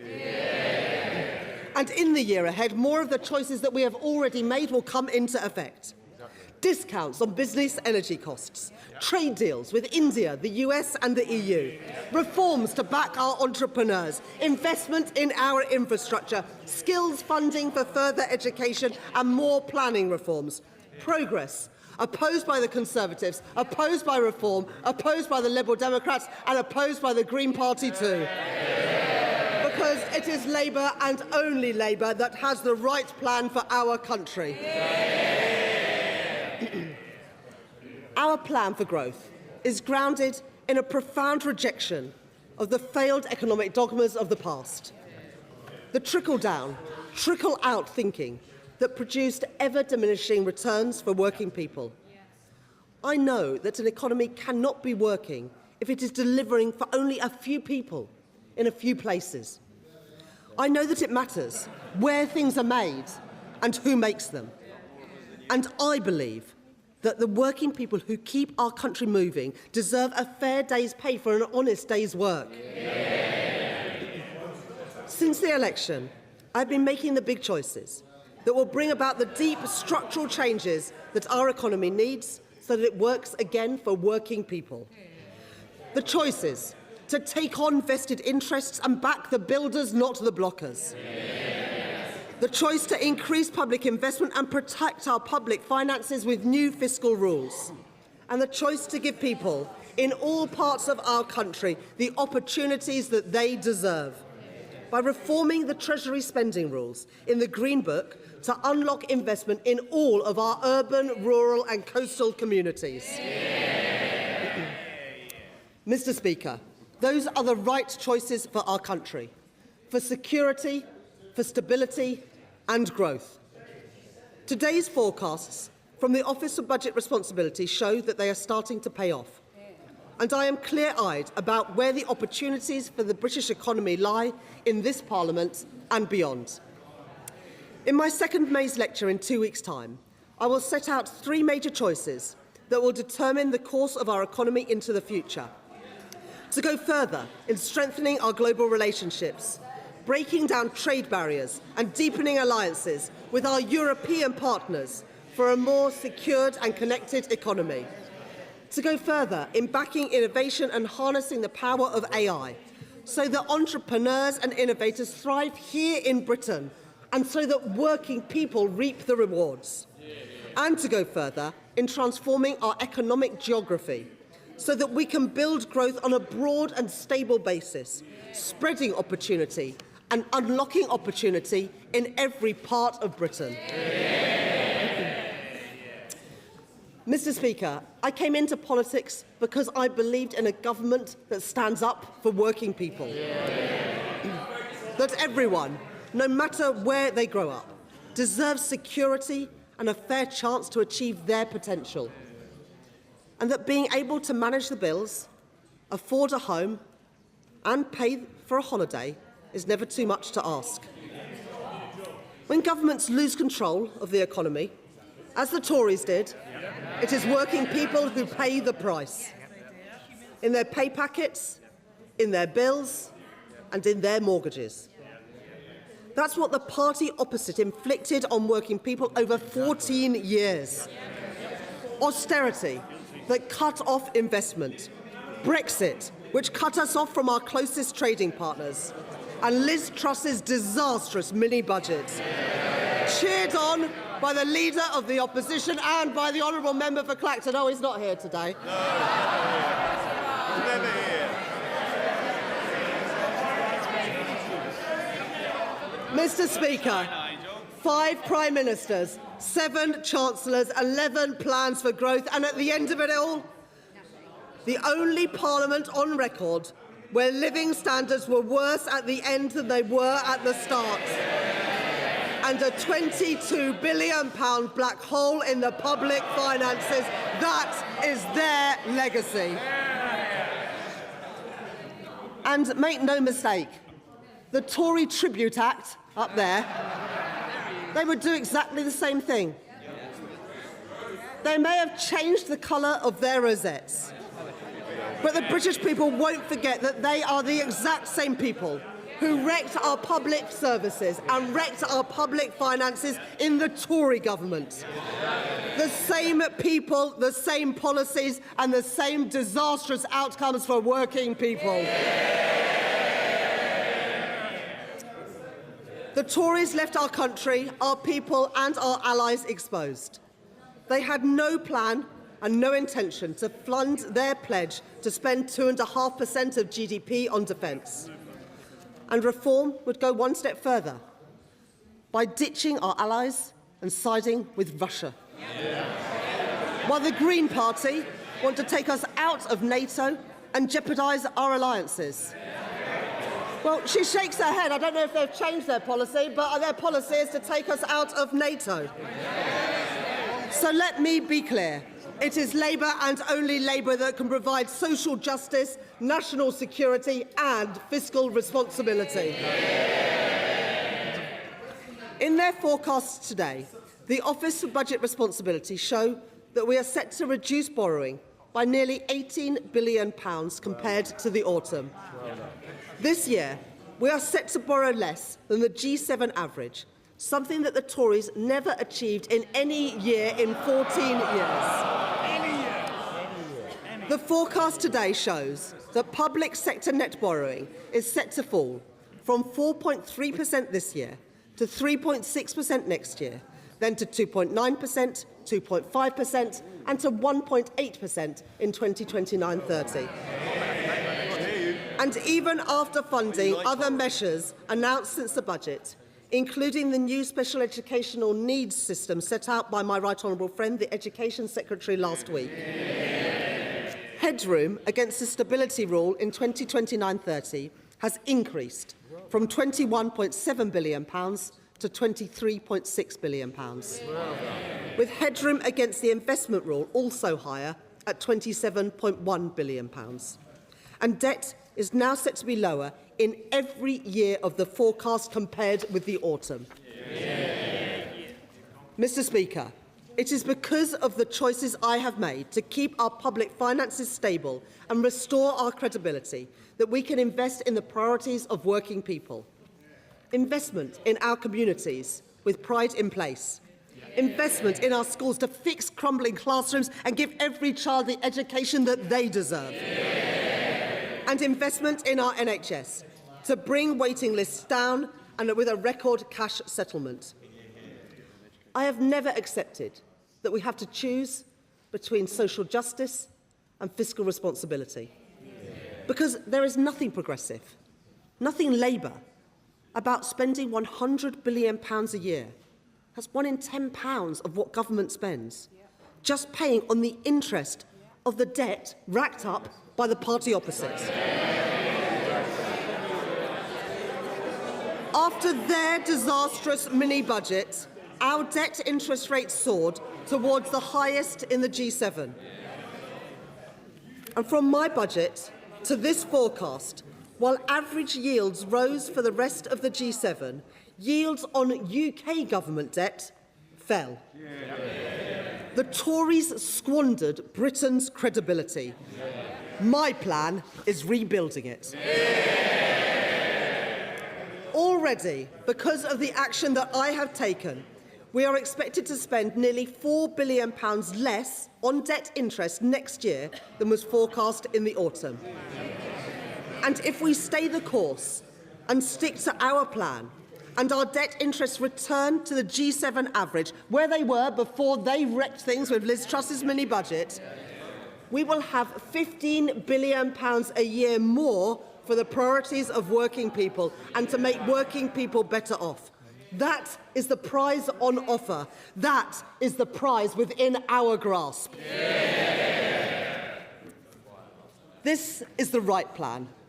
A plan that is more necessary than ever before in the world of uncertainty. A stronger and more secure economy. Inflation and interest rates falling. Resilient public finances. And in every part of Britain, working people better off. Mr. Speaker, every additional patient treated in an NHS hospital, every child lifted out of poverty, every breakfast club in every school is because of the choices that we have taken. And because I have the right plan for our country. But let this House be in no doubt.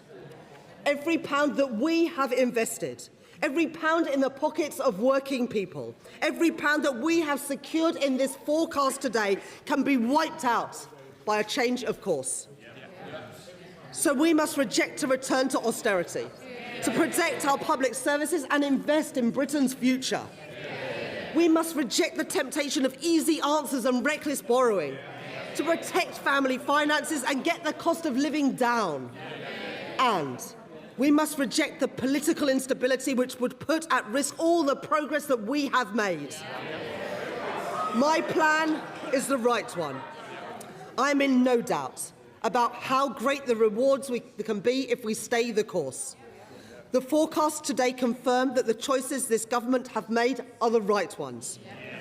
Stability in our public finances, interest rates and inflation falling, living standards rising, more children lifted out of poverty, more appointments in our NHS, more investment in our infrastructure, a growing economy and more money in the pockets of working people.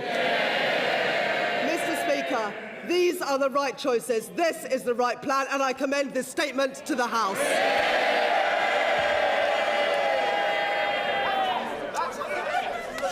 Shadow Chancellor Belstride.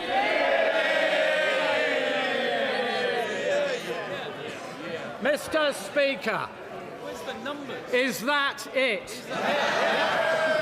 What utter complacency. A Chancellor in denial. She speaks of stability. What planet is the right honourable lady on?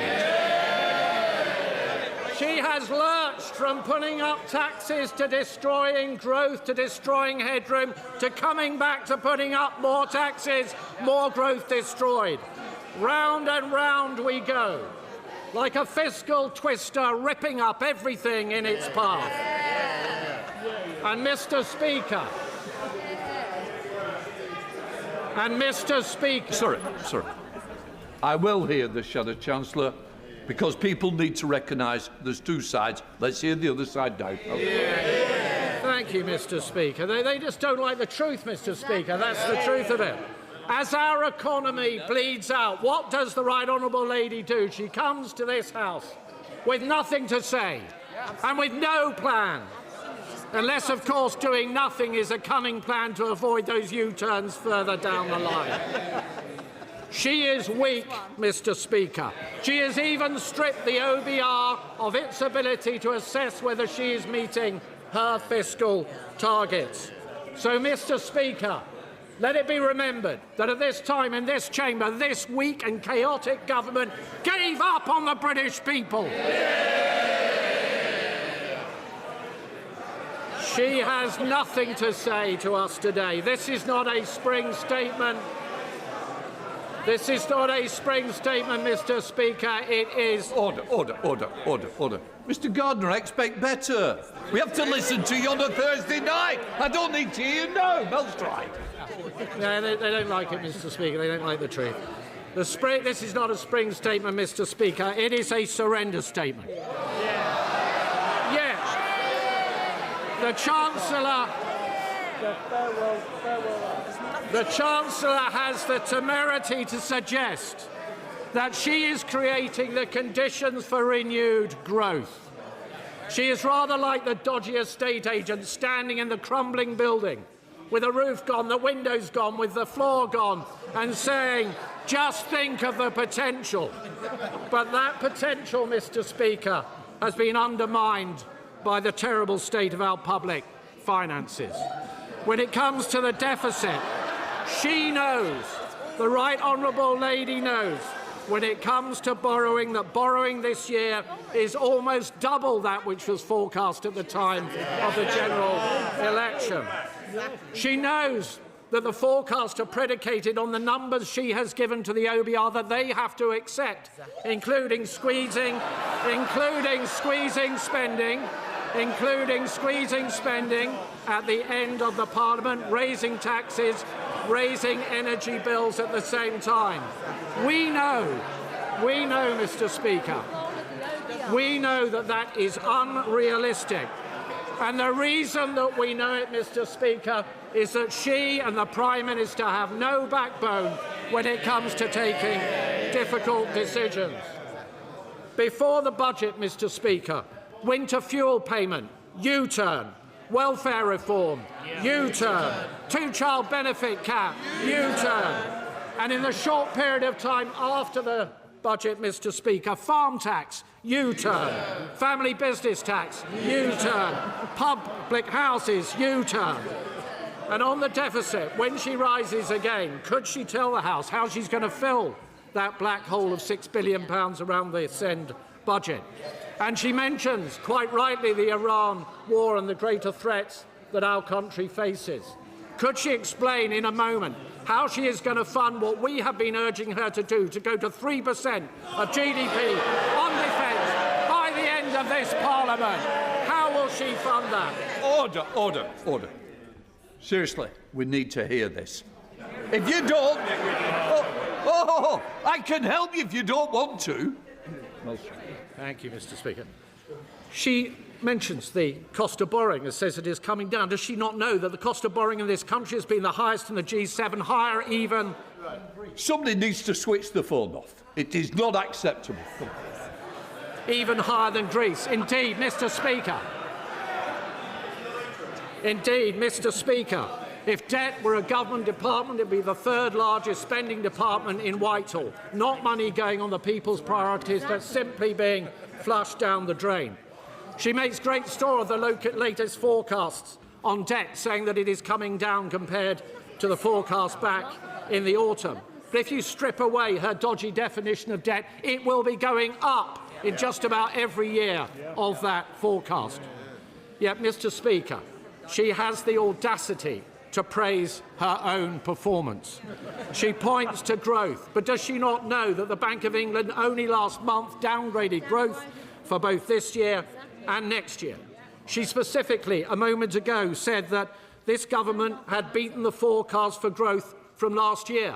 The forecast at the beginning of last year was for 2% growth. The growth outcome at the end of last year was 1.3%, Mr. Speaker. By my mathematics, that is not an improvement. It should be a considerable concern to the entire House that the Right Honourable Lady clearly thinks that it is.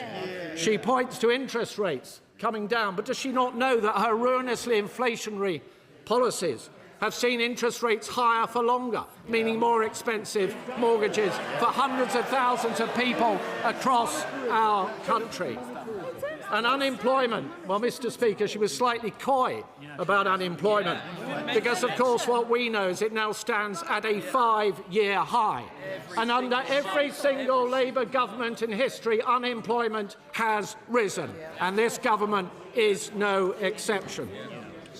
On tax, the Right Honourable Lady is fond of saying that she is simply asking people to pay a little more tax. Well, I don't remember, Mr. Speaker, the taxman phoning me up and asking me if I'd awfully mind paying a little more tax.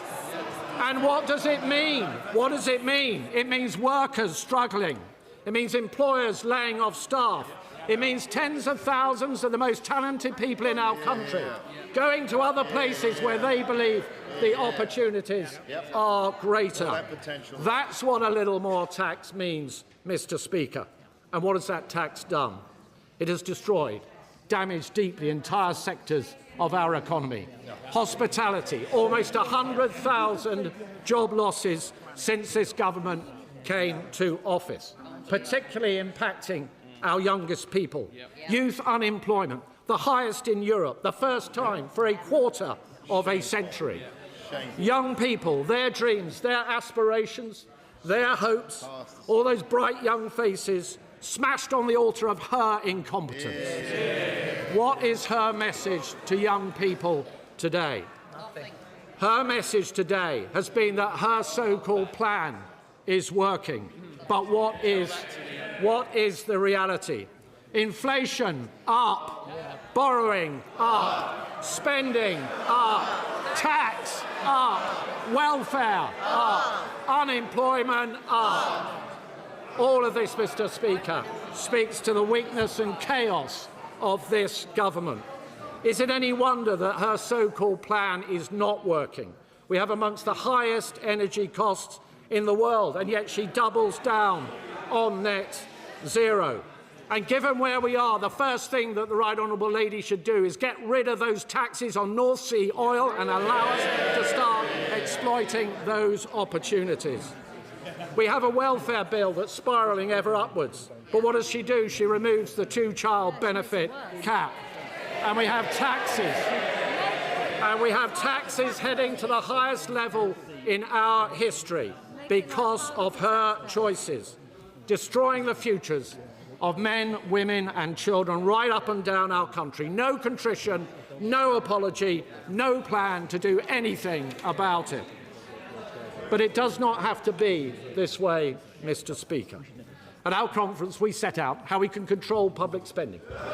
£47 billion worth of savings, especially on the welfare bill. Some £23 billion in savings, because we are a party that believes in work rather than benefits. We are a party that will do something about it. We are the party of work. They are the party of Benefit Street. We will bring taxes down to kickstart the economy, abolish stamp duty, scrap business rates for businesses on our high streets, a £5,000 tax cut for our young people, a cheap power plan. We will fix student loans. We will invest in apprenticeship. And through our golden rule, Mr. Speaker, we will get on top of the deficit. And by doing that, we will grow the economy. That's our plan. What is her plan? The truth, Mr. Speaker, is that she has no plan, or as her Health Secretary said, there is no growth strategy at all. And even if she did have a plan, she would be too weak to deliver it. The psychodramas swirling around Number 10, the almost daily scandals visiting the door of the Prime Minister, the sight of our once person at the highest level within the diplomatic service being carted away in a car by the police, and backbenchers calling the shots. The Chancellor's credibility has gone. The Prime Minister's Chief of Staff has gone. His Cabinet Secretary has gone. But somehow the Chancellor hangs on. But through the chaotic fog, Mr. Speaker, the drums are drawing ever closer. The British people deserve so much better. So for the hard-working people in our country crushed by taxes, by those denied employment, by the farmers and the family business owners who have suffered in fear for too long, for every hollowed-out high street, for every young person robbed of their future, for every elderly person struggling to survive, for the generations yet to come, we say go. Just with the exchequer. Thank you. Well, I know that the OBR didn't publish the forecast until I sat down, but I still think he could have done a little bit better than that. To be honest, I was hoping that the Leader of the Opposition was going to respond today, and after that performance, I expect she does too. Now, Mr. Speaker, don't worry, I've got more. Mr. Speaker, the Right Honourable Gentleman said that they set out their economic policy at their conference a few weeks ago. Well, they had 14 years to set out their economic policy, and it's because of their economic policy that they're now sitting on those benches. Now, Mr. Speaker, today's performance is yet another reminder of how irrelevant the Conservative Party now is. And I hate to break it to the Shadow Chancellor, but people stopped listening to them a long while ago. And you can see why. Because whether it is in office or in opposition, the Right Honourable Gentleman's Party and his leader have been wrong about the economy time and time again. They opposed economic responsibility and backed Liz Truss. Wrong. They opposed closer ties to Europe and backed Brexit. Wrong. They oppose cuts in child poverty and want to repeat austerity. Wrong values, wrong economics. They are just plain wrong. After last year's budget, his leader predicted with characteristic foresight that borrowing would increase every year. She was wrong. Borrowing is now coming down faster. Faster than under the Tories. Well, that's not difficult because it went up. Faster than forecast in the autumn, and faster than in any other G7 economy. Last year, the Leader of the Opposition told us that energy bills would rise. She was wrong. They're coming down by £117 next month. And she told us that there would be no more Tory defections to reform. How's that one going? let me return to the substance of his remarks, although I've had to reduce this section somewhat. The Shadow Chancellor mentioned student loans, but he neglected to mention that he was in the party that tripled university tuition fees, froze thresholds and oversaw higher interest rates, which led to the problems we are in today. Now, on special educational needs, they left a system in utter crisis, as every parent, every child and every school will tell you. So we'll take no lessons from them. But in terms of where the money's coming from, it's sat out today in the documents. But of course, the Shadow Chancellor doesn't know that because he didn't even bother listening to my statement. Now, the Shadow Chancellor mentioned defence, but he neglected to mention that it was his government that left office without any plan to fund their pledge to spend 2.5% of GDP on defence. And it is this government, and with me as Chancellor, that we are delivering the biggest increase in defence spending since the Cold War. Now, the Shadow Chancellor mentioned the welfare bill, and on this one, I've got to say it is a little bit rich, because he neglected to mention that the welfare bill rose twice as fast in the last Parliament, and that he was Secretary of State for Work and Pensions. Mr. Speaker, they broke the welfare system, and it is this government that is fixing it. Now, the Shadow Chancellor mentioned youth unemployment. And as I said, there is more that needs to be done. After they increased the number of young people not in education, employment or trading by 113,000 and slashed the number of young people starting apprenticeships by 40%. So, Mr. Speaker, we'll take no lessons from the party opposites.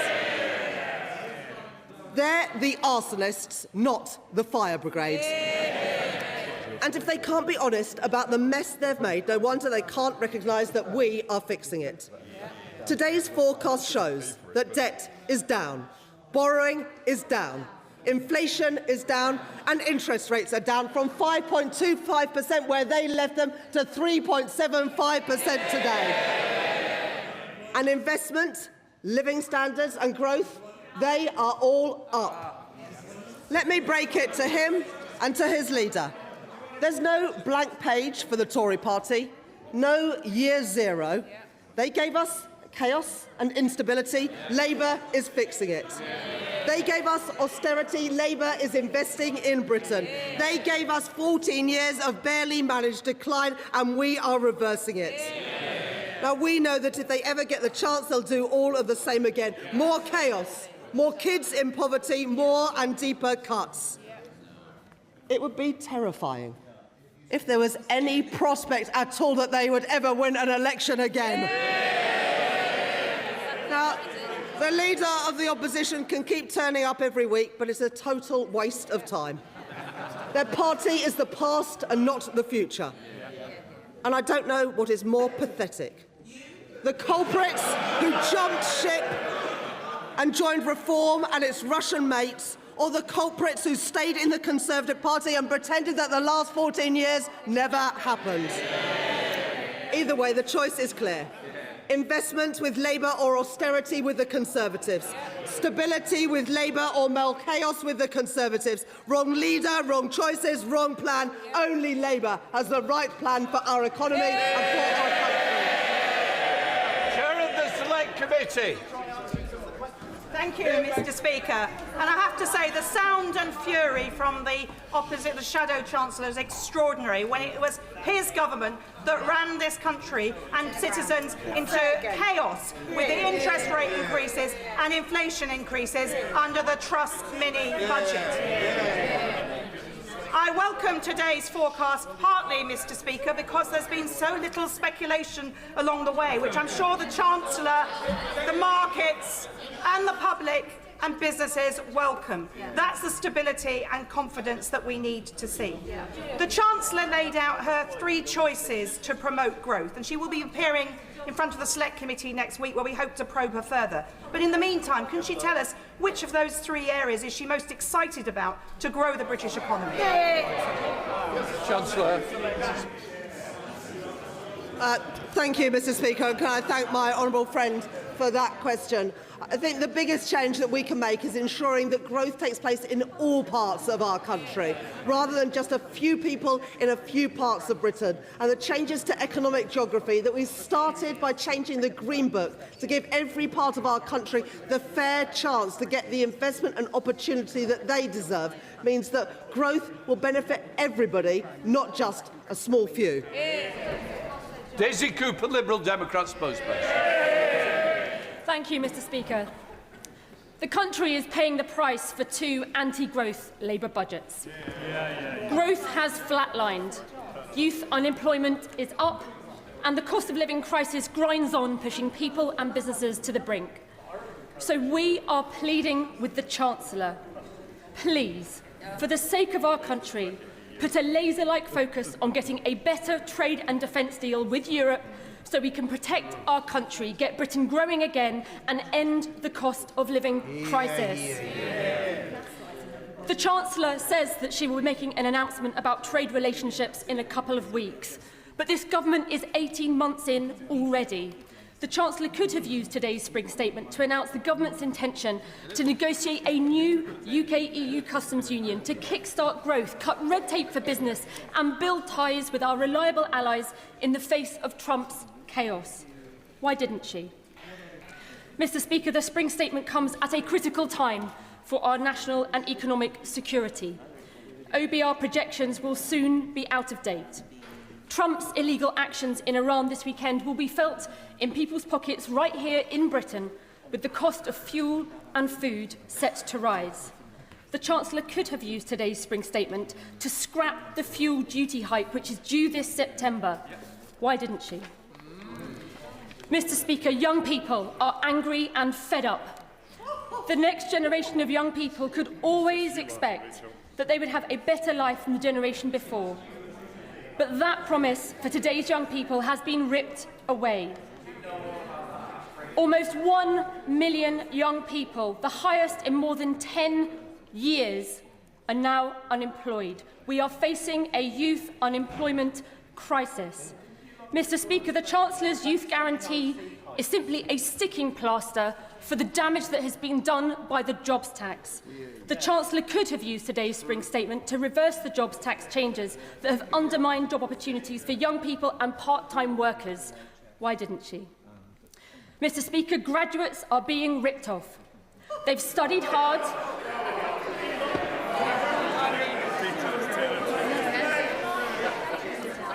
Mr. Speaker, graduates are being ripped off. Yes, that's right. She's right.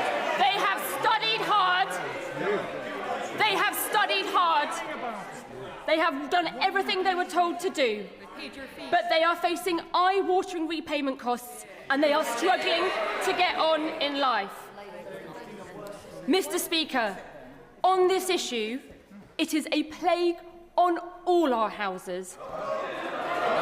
Partisan point scoring does no favours to those young people. We have set out what we would do. The Chancellor could have used today's spring statement to end the repayment threshold freeze, putting £100 back in graduates' pockets in the first year, rising to £210 in the third. Why didn't she? Yeah, absolutely right. And Mr. Speaker, with great instability and conflict around the world and a move away from the rules-based system to great power politics, we must look urgently at building our national energy, defence and food security. And in so doing, we can and must turn the necessity of building national resilience into strategic opportunities for economic growth. We welcome the fact that the government has done a deal for helicopters with Leonardo as a result of the calls from these Liberal Democrat benches, especially honourable members from the South West who have raised this issue week in, week out.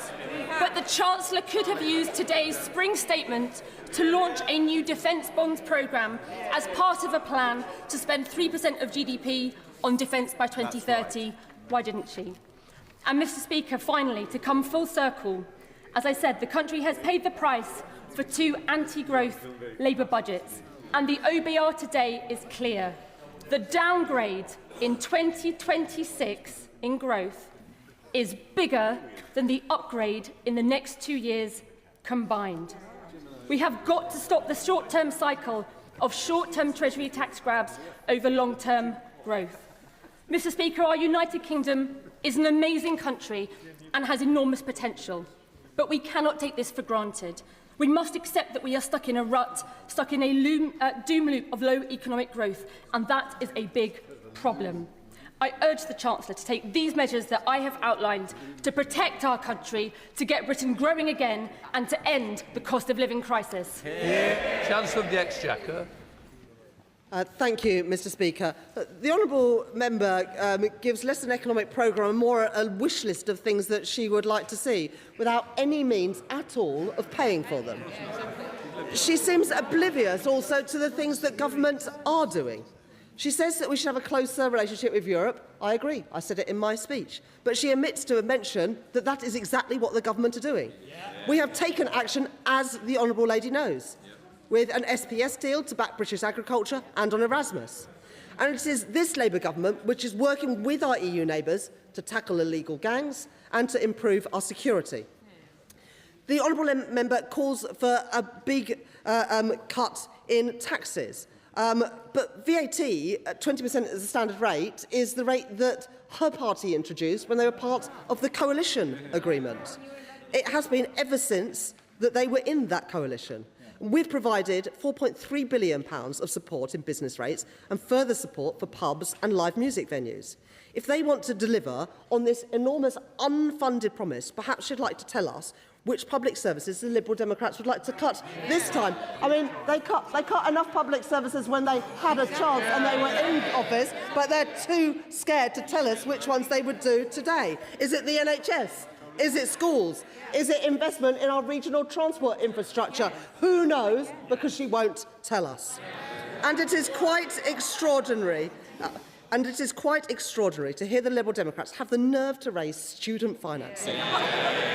When they trebled tuition fees when they were in government and created the Plan 2 scheme. In fact, it was a Liberal Democrat Secretary of State who oversaw that policy.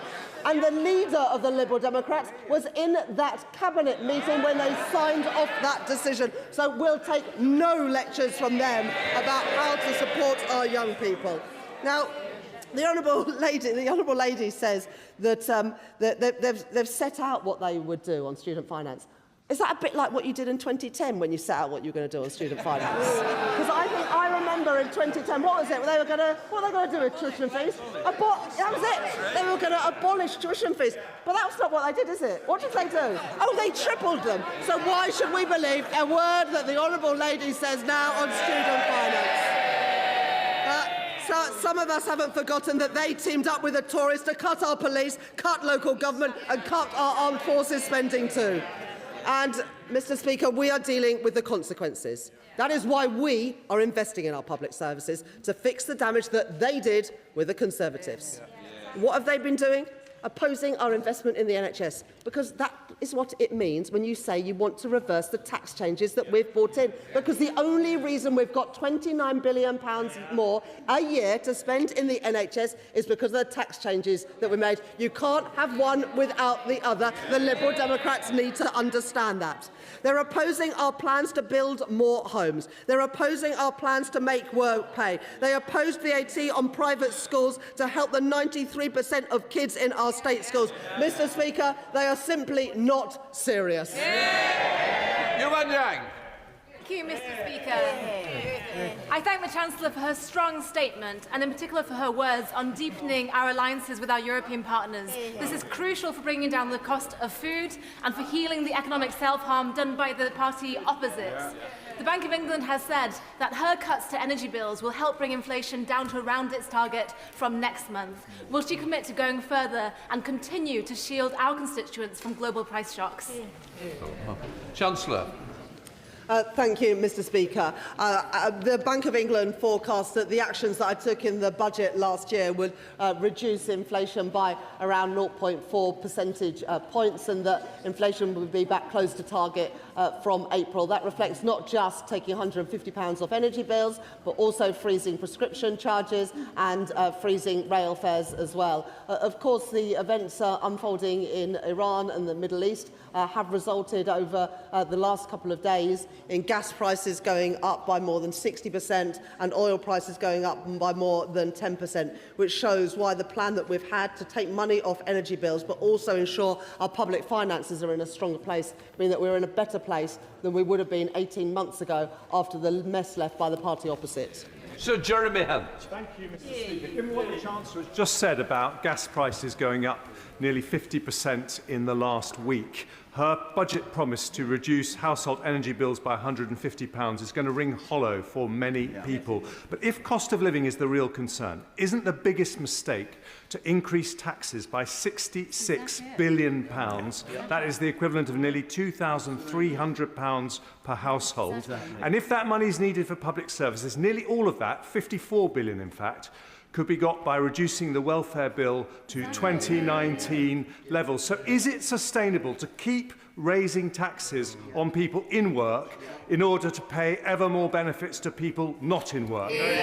Chancellor of the Exchequer. Well, huge respect for the right honourable gentleman, but he left a massive black hole in the public finances. There hadn't been a spending review for years, and during that time, inflation had gone through the roof because the Conservatives lost control of the public finances, and so we had to find the money to properly fund our National Health Service. And it is a bit rich for the party opposite to say that we should bring welfare spending down when they presided over a huge increase in welfare spending. And on the burden of taxation, our choices ensured that it is those with the broadest shoulders that are paying higher taxes. We got rid of the non-dom tax status. We're introducing the higher value council tax, VAT on private school fees, the energy profits levy. We are ensuring that it is those with the broadest shoulders that pay the higher prices, rather than the increases in inflation and interest rates in the last Parliament, which hit working people. Liam Brown. Thank you, Mr. Speaker.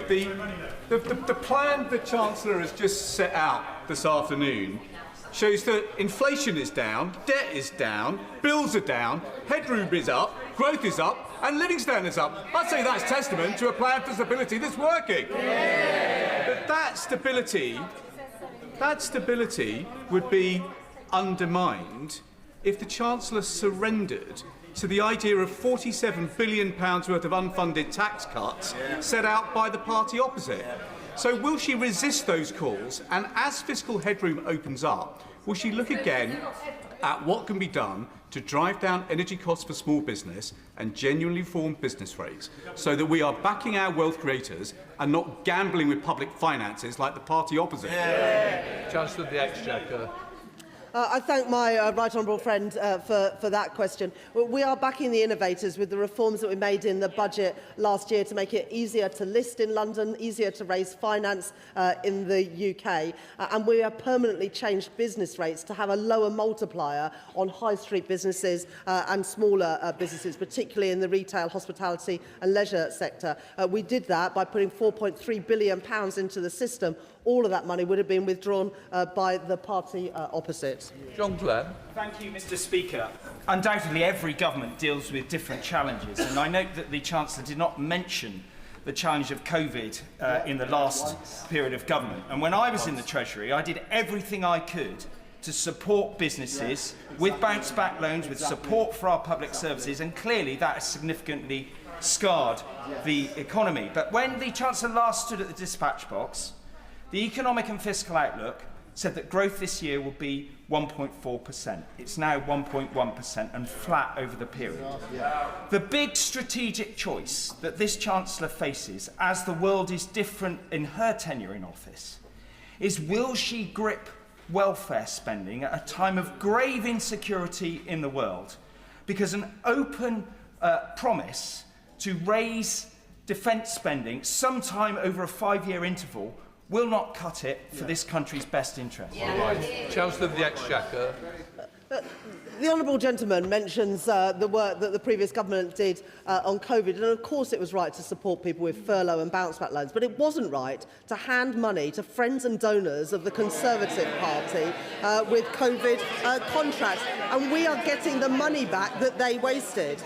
On welfare, I'll say it again, it is a little bit rich of the party opposite, especially when the Shadow Chancellor was previously the Work and Pension Secretary, to talk about welfare spending when they presided over a 113,000 increase in young people not in education, employment or training. We've already made reforms to universal credit to narrow the gap between the health element and the standard element. That will ensure that more people are out looking for work, and employment has increased since the start of last year.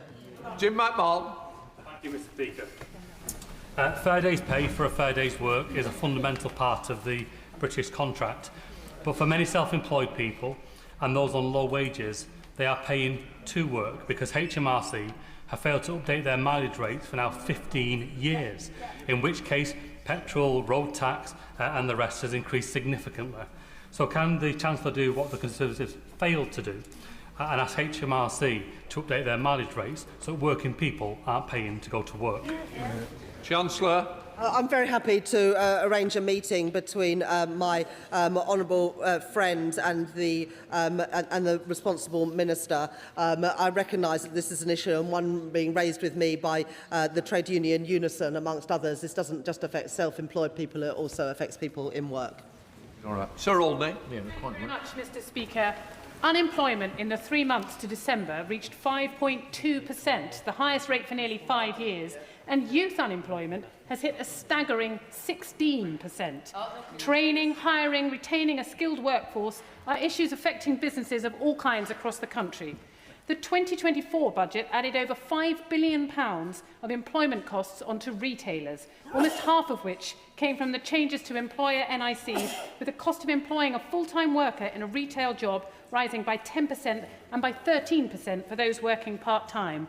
1 in 5 people's first job is in retail. So what steps is the government taking to tackle these unaffordably high unemployment costs for these businesses that provide entry levels for young people into our job market?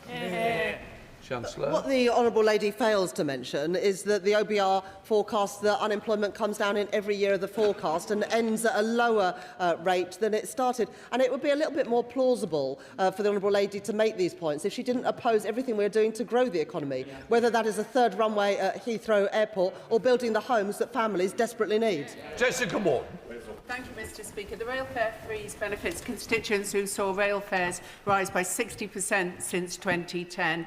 Also, the announcement of 2 new railway stations in Newport East recently is warmly welcomed. Can I encourage the Chancellor to continue to invest in Welsh transport infrastructure?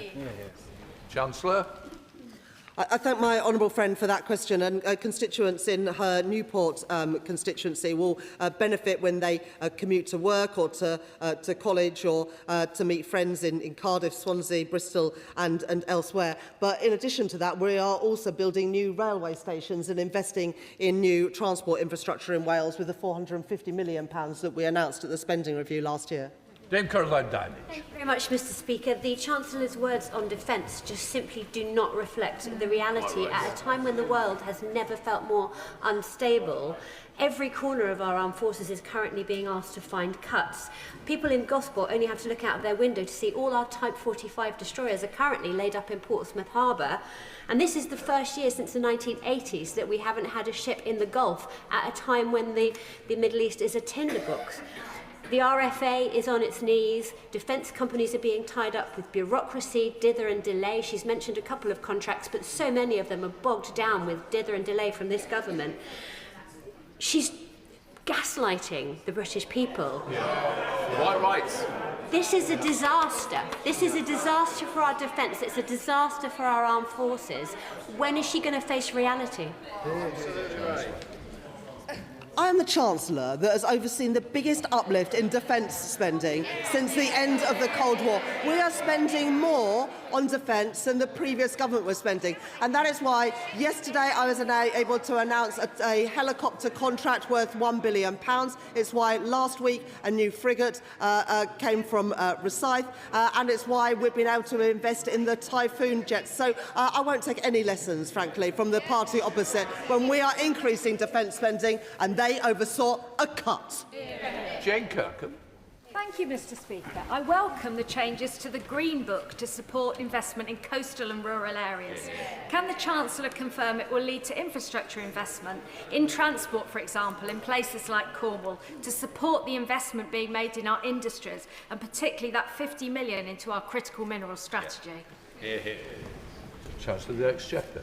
I thank my honourable friend for that question and for the work that she's done to promote the investment opportunities in Cornwall.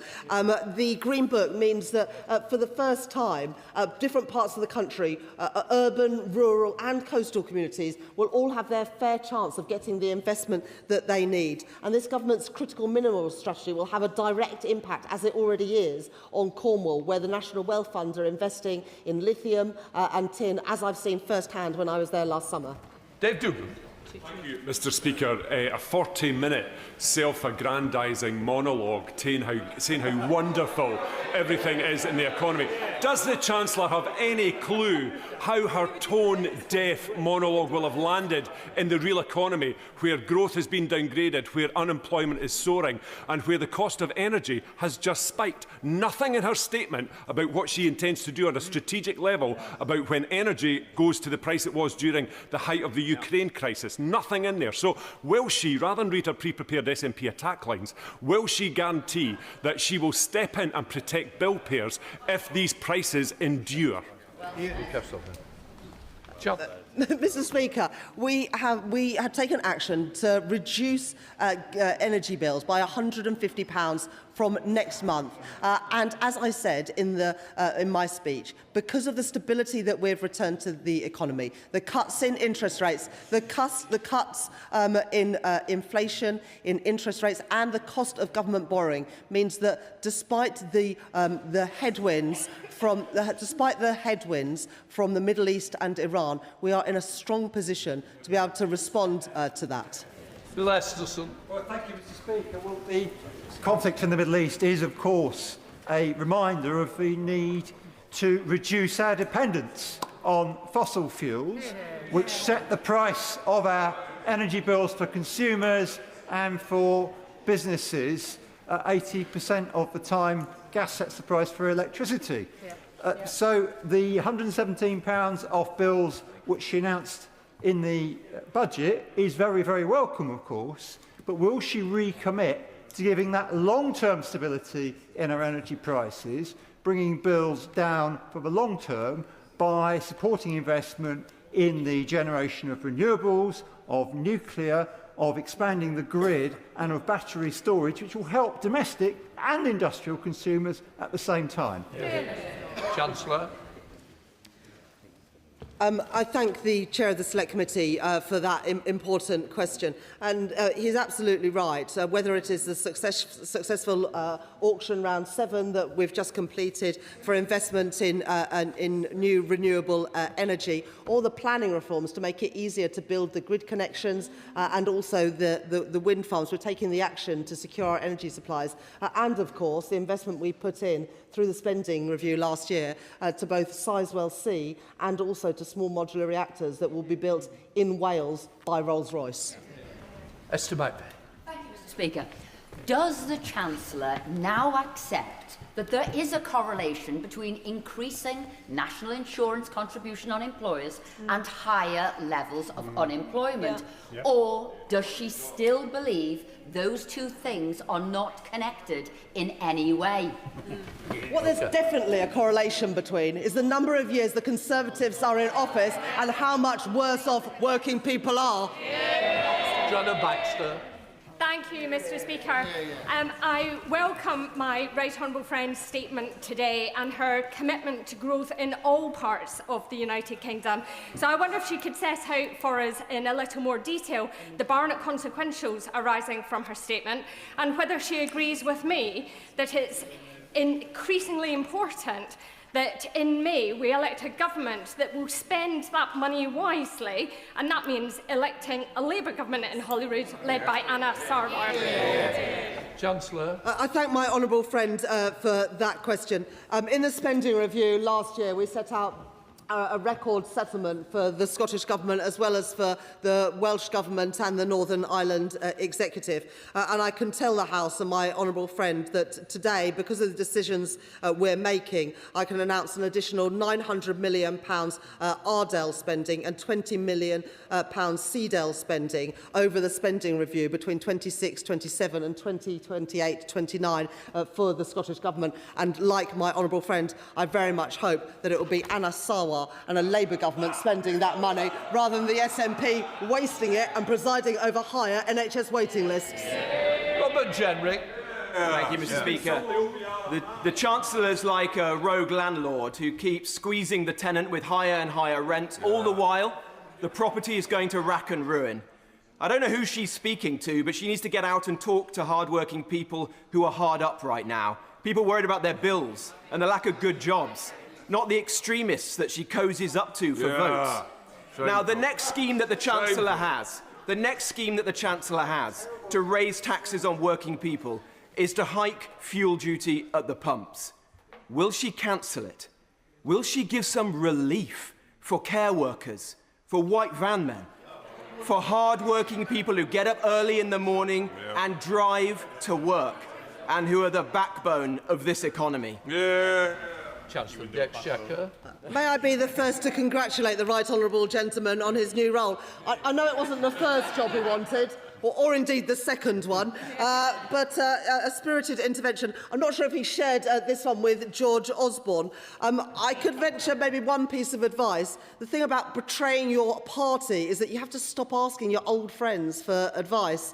But perhaps, given that he called his new colleague Zia useless a couple of months ago, he needs all the friends that he can have. Now, it might have been a couple of weeks ago, but the right honourable gentleman used to be in a party that was going to get rid of the fuel duty support just 3 months after losing office. That was in the plans that we inherited and we scrapped them. As a result, we have extended... Well, they say it's rubbish, but it was actually in their last budget. And party's budget and his party's manifesto. Abrahams. Thank you, Mr. Speaker. And I welcome my right honourable friend, the Chancellor's statement, and absolutely agree that this year, this is when the British public will start to feel the difference of having a Labour government. But I wonder if my right honourable friend could just expand on what she's doing to ensure that all dimensions of inequality, income, wealth, power and health are tackled, and that these benefits are felt all across the country and in all communities. Chancellor Dixon. I thank my honourable friend for that question, and the OBR confirmed today, by the end of this Parliament, people will be £1,000 a year better off. That compares to a fall in living standards under the previous government. And in terms of my honourable friend's constituency in Oldham and Saddleworth, I know that she has Pride in Place funding to ensure that we are investing in those places that were forgotten and left behind under 14 years of Conservative governments. I hope the Chancellor will accept that I'm someone who's challenged successive governments over inadequate defence spending. And if she does, will she also accept that it's not a wise idea to keep comparing current defence spending with the levels of defence spending, quotes, since the end of the Cold War? We're not in since the end of the Cold War now. We're in a hot war in Europe, and we're in an incendiary war in the Middle East.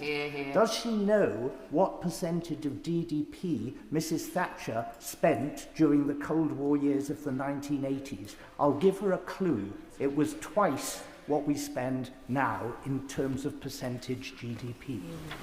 Chancellor. The honourable gentleman stood on a manifesto a year and a half ago that had absolutely no explanation of how their party was going to increase defence spending. This government have increased defence spending, and so instead of criticising, I was surprised he didn't welcome it. Thank you, Mr. Speaker, and I thank the Chancellor for outlining how we will finally turn the wheels on the 14 years of suffering that many constituents in my constituency and across the country have been feeling. Many people still complain about the cost of living and they're impatient for that change. But hopefully by what the Chancellor set out this afternoon, we'll start to see that turning. One of the issues I wanted to flag with the Chancellor is, and rightly so, we are seeing a change in business rates. One of my constituents who owns a business, Chocolate Dino, highlighted that central London rateable values are still quite high, and the small business rates relief thresholds have remained static. This is having such a big impact on independent and small businesses. I just wanted to ask the Chancellor if she has any more additional areas where she can look into this so that we can see those businesses who are the backbone of UK PLC thriving. Chancellor. I thank my honourable friend for that question, and in her own Vauxhall constituency, thousands of children will be lifted out of poverty from next month because this Labour government has chosen to get rid of the two-child policy that was introduced by the party opposite and, of course, supported by their Tory Tribute Act friends over there. In terms of business rates, I'm sure that the Business Secretary or relevant minister would be happy to meet with my honourable friend, but the changes we've made does mean that there is a permanently lower multiplier for smaller businesses and high street businesses. Richard Port. Speaker, there are many small and medium-sized enterprises that add value to our towns and villages, but I'm concerned about their survival. For example, the Community Waffle House in Axminster is a community interest company that is struggling under the pressure of last year's national insurance increases. Axminster Waffle boasts £3.9 million in public sector cost avoidance and value created, judged by the DCMS Wellbeing Valuation for Reduced Loneliness. Will she consider VAT relief to take account of the public sector cost avoidance by the CIC and other hospitality businesses? Chancellor. This Labour government have permanently reduced the multiplier faced by small businesses and high street businesses, the business rate system that we inherited from the previous government. And the honourable gentleman mentions VAT. When Labour left office in 2010, VAT was 17.5%, and the Conservative government, with the help of the Liberal Democrats, increased it to 20%, and it's been there now for 25 years. If you want to cut taxes, you also have to explain which public services you're going to cut. We've increased spending by £29 billion on the health service. That was the right decision, but it was only possible because of the tax decisions we've made. Thank you, Mr. Speaker. The stability the Chancellor has brought back to our economy has allowed us to allocate record levels of infrastructure investment. Alongside this, a Green Book review creates the conditions for meaningful investment in previously left behind places like Lancashire. Yet, as the review highlights, places like Lancashire, which do not yet have a mayor, can also lack the capacity and capability to bring forward fully investable business cases. In recent months, myself, Lancashire colleagues and leaders of Lancashire Combined Authority have written to Government asking for interim capacity funding to develop fully investable proposals. The need is urgent, so would the Chancellor meet with me and colleagues to discuss how we can bring forward the game-changing growth projects that Lancashire needs? Chancellor. I thank my honourable friend for that question, and he's a strong advocate for his constituents in Rossendale and Darwin, and also was a big advocate for the reforms to the Green Book that we managed to bring in at the budget last year. And because of those changes, we will now look more favourably at investment opportunities in urban areas and in rural areas, in coastal communities, and in places that have been left behind. And be very keen to welcome any suggestions for specific investments in his constituency, either through the British Business Bank, UK Export Finance or the National Wealth Fund, all of which have had its budgets expanded under this Labour government. Thank you, Mr. Speaker. The Chancellor stands there and says that living standards are up and the economy is growing, but people can see the reality in their everyday lives. Unemployment up month on month, energy bills higher than when they came to power, and the latest figures, in fact, show that per person our economy is shrinking. Yet she stands there and says she has the right economic plan for our country. Does she have any idea how that sounds to people out there who are working harder than ever with less and less left over at the end of every month? Chancellor? It's good to see the honourable member still on those benches. I thought that she was going to be joining her Tory Tribute Act friends over there with the MP for Newark. What the Office of Budget Responsibility document shows today is that people are going to be £1,000 better off by the end of this Parliament, whereas under the previous government, living standards actually fell, and GDP per capita by the end of this Parliament is set to be 5.6% higher, whereas under the previous Conservative government, GDP per capita fell.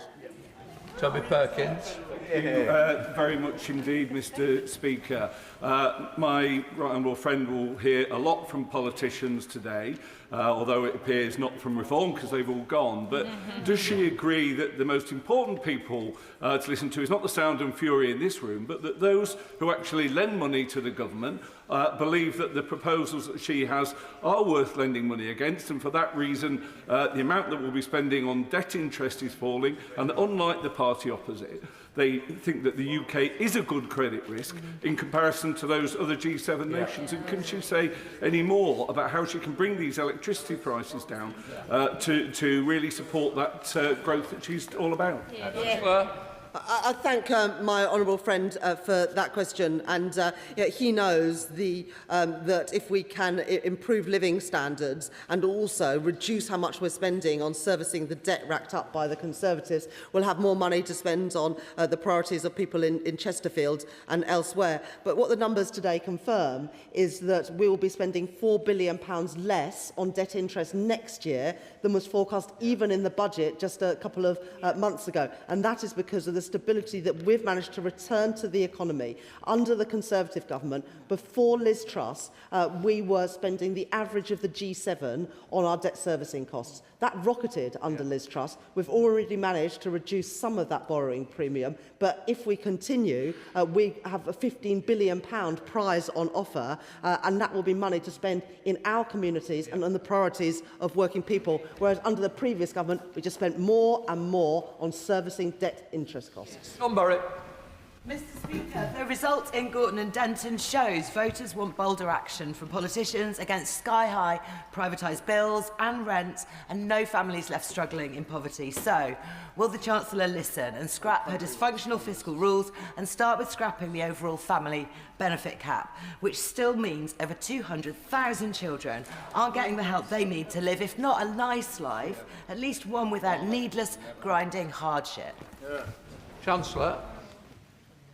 Thank you, Mr. Speaker. I believe in fair taxes, and I believe the wealthy should pay their fair share. But I do believe in doing so in a credible way, which actually delivers for our constituents. That's why, in my two budgets, I've ended the non-dom loophole, charged VAT and business rates on private school fees, raised capital gains tax, and introduced a high-value property tax, which I believe that the Green Party actually oppose in London. The honourable member failed to mention her party's policy on defence and defence spending. This is important, especially now. We know that the Green Party want to leave NATO. She doesn't want to say it, but it is her party's policy. Alison Taylor. Thank you, Mr. Speaker. Does the Chancellor agree that sound management of the economy has provided the fiscal headroom to invest in large infrastructure projects? And can she contrast that with Scotland, where the SNP government cancelled the Glasgow Airport railway link and sold off the land at a loss? Chancellor. Well, to be honest, when the SNP get involved in infrastructure projects like trying to build a couple of ferries, it all seems to go horribly wrong, which is why, despite the fact that they've had a record settlement from us, NHS waiting lists in Scotland continue to increase, whilst in England and Wales, under Labour governments, they're falling. Graham Stewart. Mr. Speaker, business has been crushed by the taxes brought in by this Chancellor. And, of course, just a year ago, in a fairly gloomy forecast by the OBR then, they were suggesting 1.8% GDP growth, 1.8 over the forecast period. That has now been reduced to 1.5%. And if the central mission of this Chancellor and supposedly this government is economic growth. How can it be that she can stand there today and say it's working when on her central directive, the central mission, it's been marked by the OBR that she's going in exactly the wrong direction, making all our constituents poorer? Can she please explain that to the House? Chancellor. That is just completely wrong. What the OBR say today is that people will be £1,000 a year better off by the end of the forecast period, that GDP per capita will increase by 5.6% after having fallen under the previous government, and growth, productivity growth was revised down, yes, at the budget because of the policies of the previous government. It has not been revised today. Those are right. Thank you, Mr. Speaker.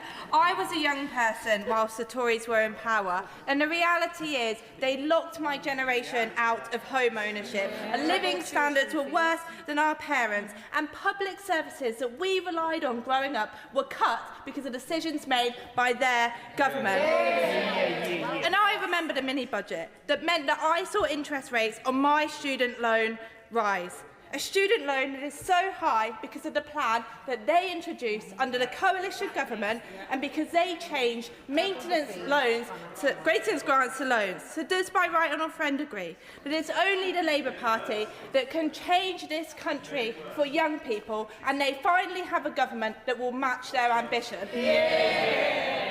Chancellor.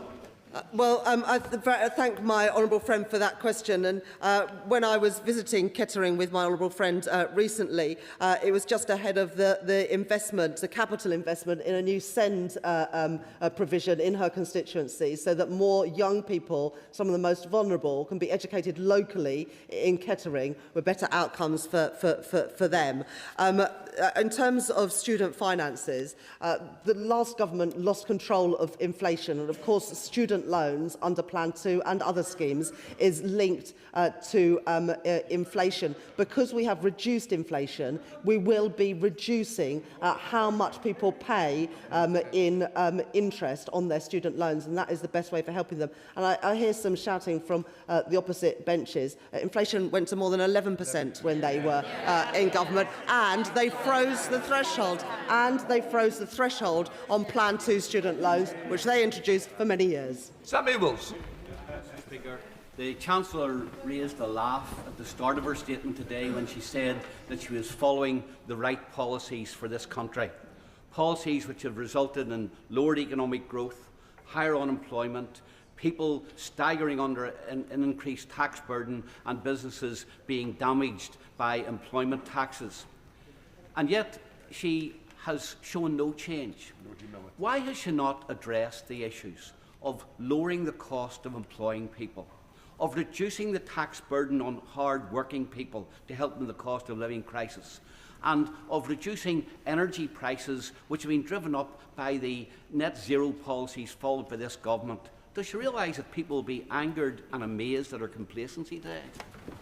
Well, Madam Deputy Speaker, GDP per capita, which is what matters in people's everyday lives, has been revised up 5.6% over the course of this Parliament. Unemployment is set to fall in every year and end the Parliament at a lower rate than it started. We're taking £150 off energy bills from next month. And in the spending review last year, we announced a record settlement for the Northern Ireland Executive, and I can confirm today that that settlement increases further by £380 million over 3 years for Ardell spending and £10 million for capital spending, money that you can spend on the priorities of the people in Northern Ireland. Catherine West. Thank you very much, Madam Deputy Speaker, and could I commend the Chancellor for her laser-like focus on young people, including apprenticeship starts and also maintenance grants. And could I ask her to work with the Education Secretary so that by the autumn, when we know exactly the impact of this awful war in the Middle East, whether there's any help that can be given to graduates so that they can become the next people to get mortgages and get onto the housing ladder? I thank my honourable friend for that question, and the £800 million that we're spending on the youth guarantee, the increase in money we're spending on further education and apprenticeships will all benefit young people, including the 60% of young people who never go to university. But we are also reintroducing maintenance grants for the poorest students to help them.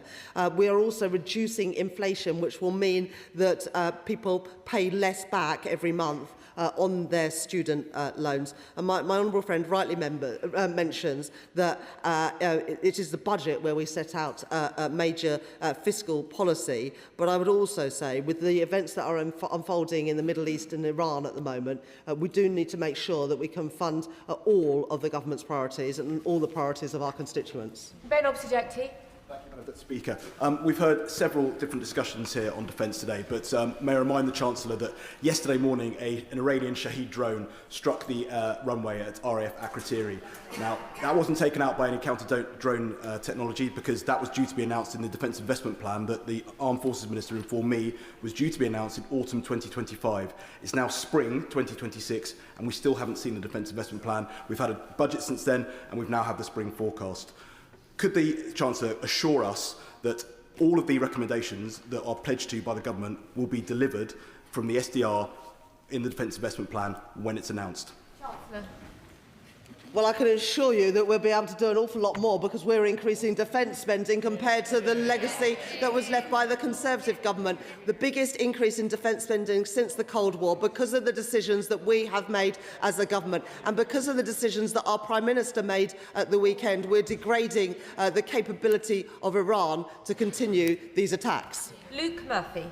Thank you, Madam Deputy Speaker, and I thank the Chancellor for her statement. The thing that animates my constituents most is the cost of living and the crisis in their living standards, a crisis that came about as a result of the failed economic policies of the party opposite, who left with the worst record on living standards on record in the last Parliament. So my constituents particularly welcome the action on energy bills, rail fares and childcare. But can the Chancellor confirm that in every policy, legislation and budget in future, she and the government will continue to focus on driving up my constituents' living standards?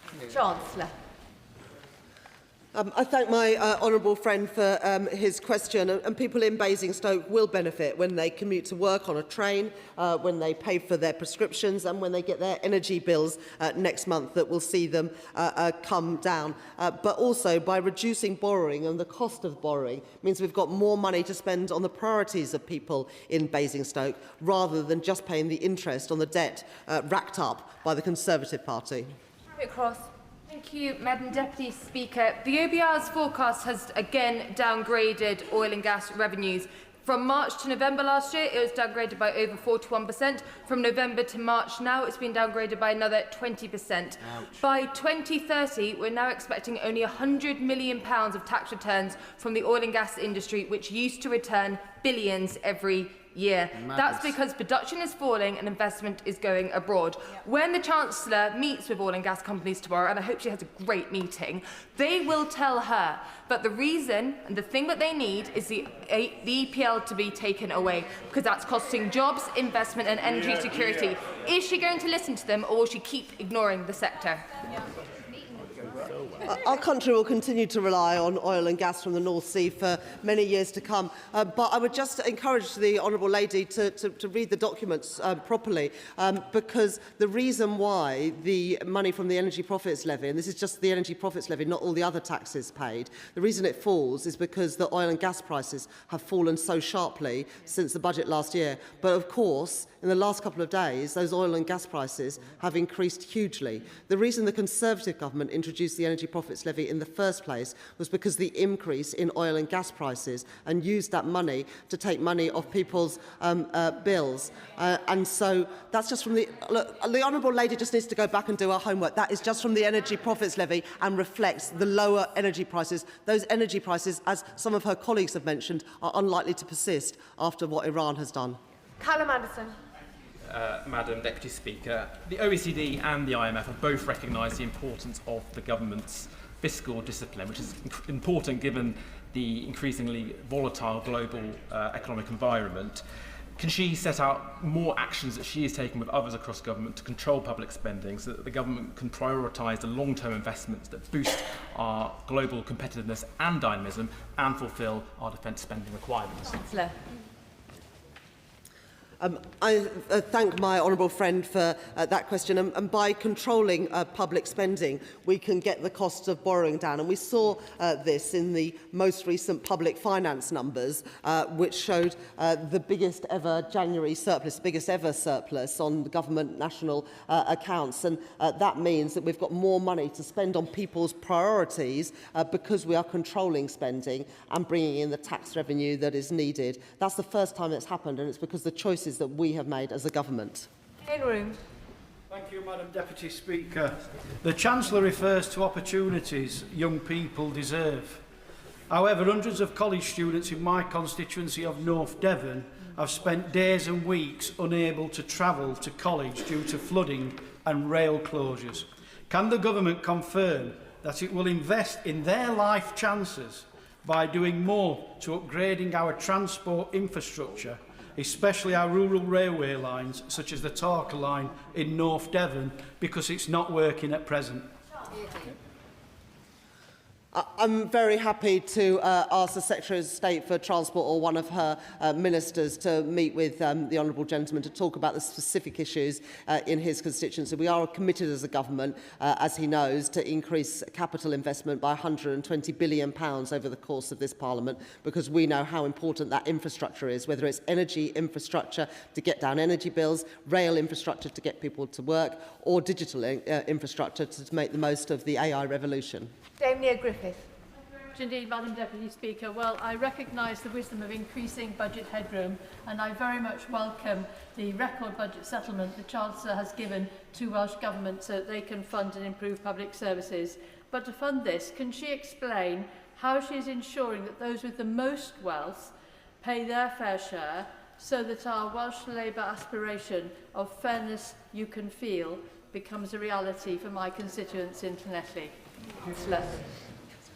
I thank my, my honourable friend for that question. And I also want to take this opportunity to confirm that because of the choices in today's spring forecast, the settlement for the Welsh Government over the next 3 fiscal years will mean an additional £540 million Ardell and 15 million Cdell to spend on the priorities of the Welsh people.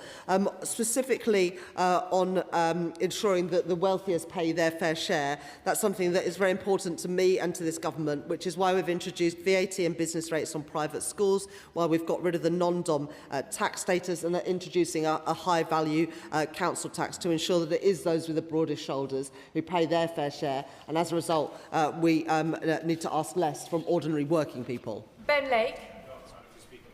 Small businesses form a critical role of the economy of places such as Ceredigion and Preseli, and as the Chancellor will know, increased energy costs has been a real pressure on the ability of small businesses to operate in recent years. And so can I ask the Chancellor, in light of the events of the weekend and the crisis in the Middle East, what consideration is the government giving to additional support to help small businesses meet the rising energy costs? We are only a couple of days into this conflict, and it is important to see where things go in the next few days. And as I said in my statement, I'm in regular contact with international counterparts right across the world, including in the Middle East, with the Governor of the Bank of England and with sectors, both maritime and oil and gas, who are most affected by what is happening now. But I think you can see by the actions of this government, whether it is taking £150 off domestic energy bills or the extension of the supercharger, which comes in next month to help energy-intensive industries with their energy costs, that we're determined to help people. But in addition, as I just said to my honourable friend from Llanelli, the spring forecast today includes an additional £540 million of Ardell spending and £15 million of Cdell spending, so that the Welsh Government can spend on the priorities of the Welsh people. Moon. Whereas, Madam Deputy Speaker, through the National Wealth Fund and the Kernow Industrial Growth Fund, this Labour government has invested over £100 million into Cornish critical minerals and renewables, which in turn has unlocked vast sums of private sector investment. Does the Chancellor agree with me that it's precisely because of this government's careful nurturing of the UK economy that means that she can help unleash the Cornish Celtic tiger, and while opposition parties scurry around the TV studios trying to run down the UK economy, she's just getting on with the job of fixing the mess that they created? Chancellor. I thank my honourable friend for that question. And there are huge opportunities in the Cornish economy, in defence, in energy and critical minerals, as I saw when I was in Redruth and Camborne and in other parts of Cornwall last summer, including visiting the South Crofty tin mine, which has had National Wealth Fund money. That, alongside the Kernow plan, gives me great confidence that the opportunities that exist in Cornwall will be invested in by both this government through our public finance institutions and also the private sector. Dr. Luke Evans.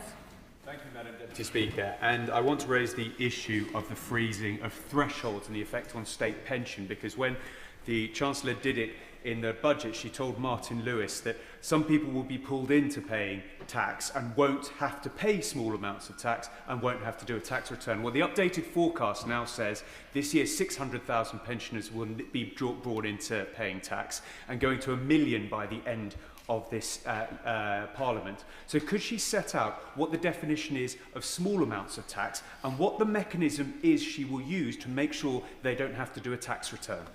Chancellor.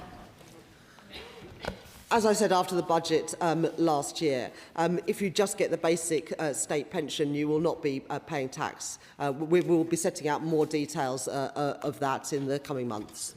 Amanda Martin.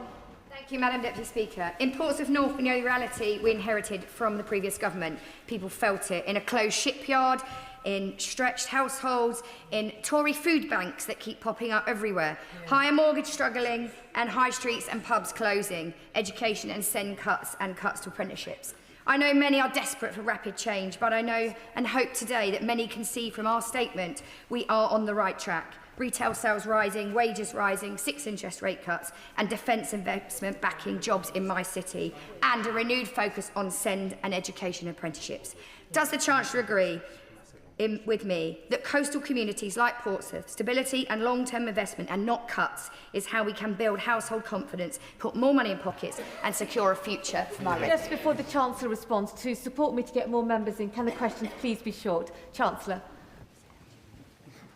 I thank my honourable friend for that question. I know in her Portsmouth constituency you'll be benefiting from Pride in Place funding to invest in those places that were forgotten by the previous government. Will benefit directly from the uplift in defence spending, not just in ensuring our country's security, but good jobs, paying decent wages in Portsmouth. And our reforms to the Green Book means that coastal communities will get their fair share and will get an opportunity to bid for funding to help grow their economy through the £120 billion we're putting in for capital investment.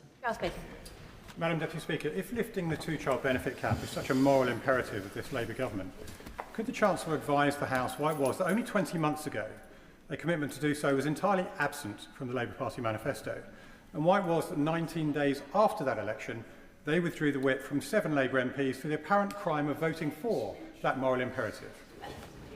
Chancellor. I've always been clear that any policies that this government will announce will always be fully costed and fully funded. And it wasn't until the budget last year that I was able to guarantee that. We set out how that would be funded through the gambling tax and also cracking down on tax avoidance and tax evasion. But perhaps the honourable gentleman could advise why he wants 500,000 children to return straight into poverty. Sarah Coombs. We've heard a lot about young people today, but in my constituency of West Bromwich, the thing young people really want is the chance to own their own home. But for years, they've been locked out of that because of sky-high mortgage rates, thanks to the policies of the party opposite.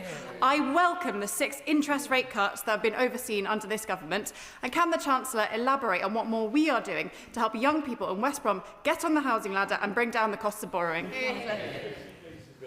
I know that families and young people in West Bromwich and across the country want to get on the housing ladder. That's why we've committed to build 1.5 million new homes in this Parliament. It's why we have returned stability to the economy, allowing the Bank of England to cut interest rates 6 times. And it's also why, in my Mansion House speeches, I've announced regulatory reforms to make it easier for banks and, crucially, building societies to lend more to first-time buyers, and they are doing just that.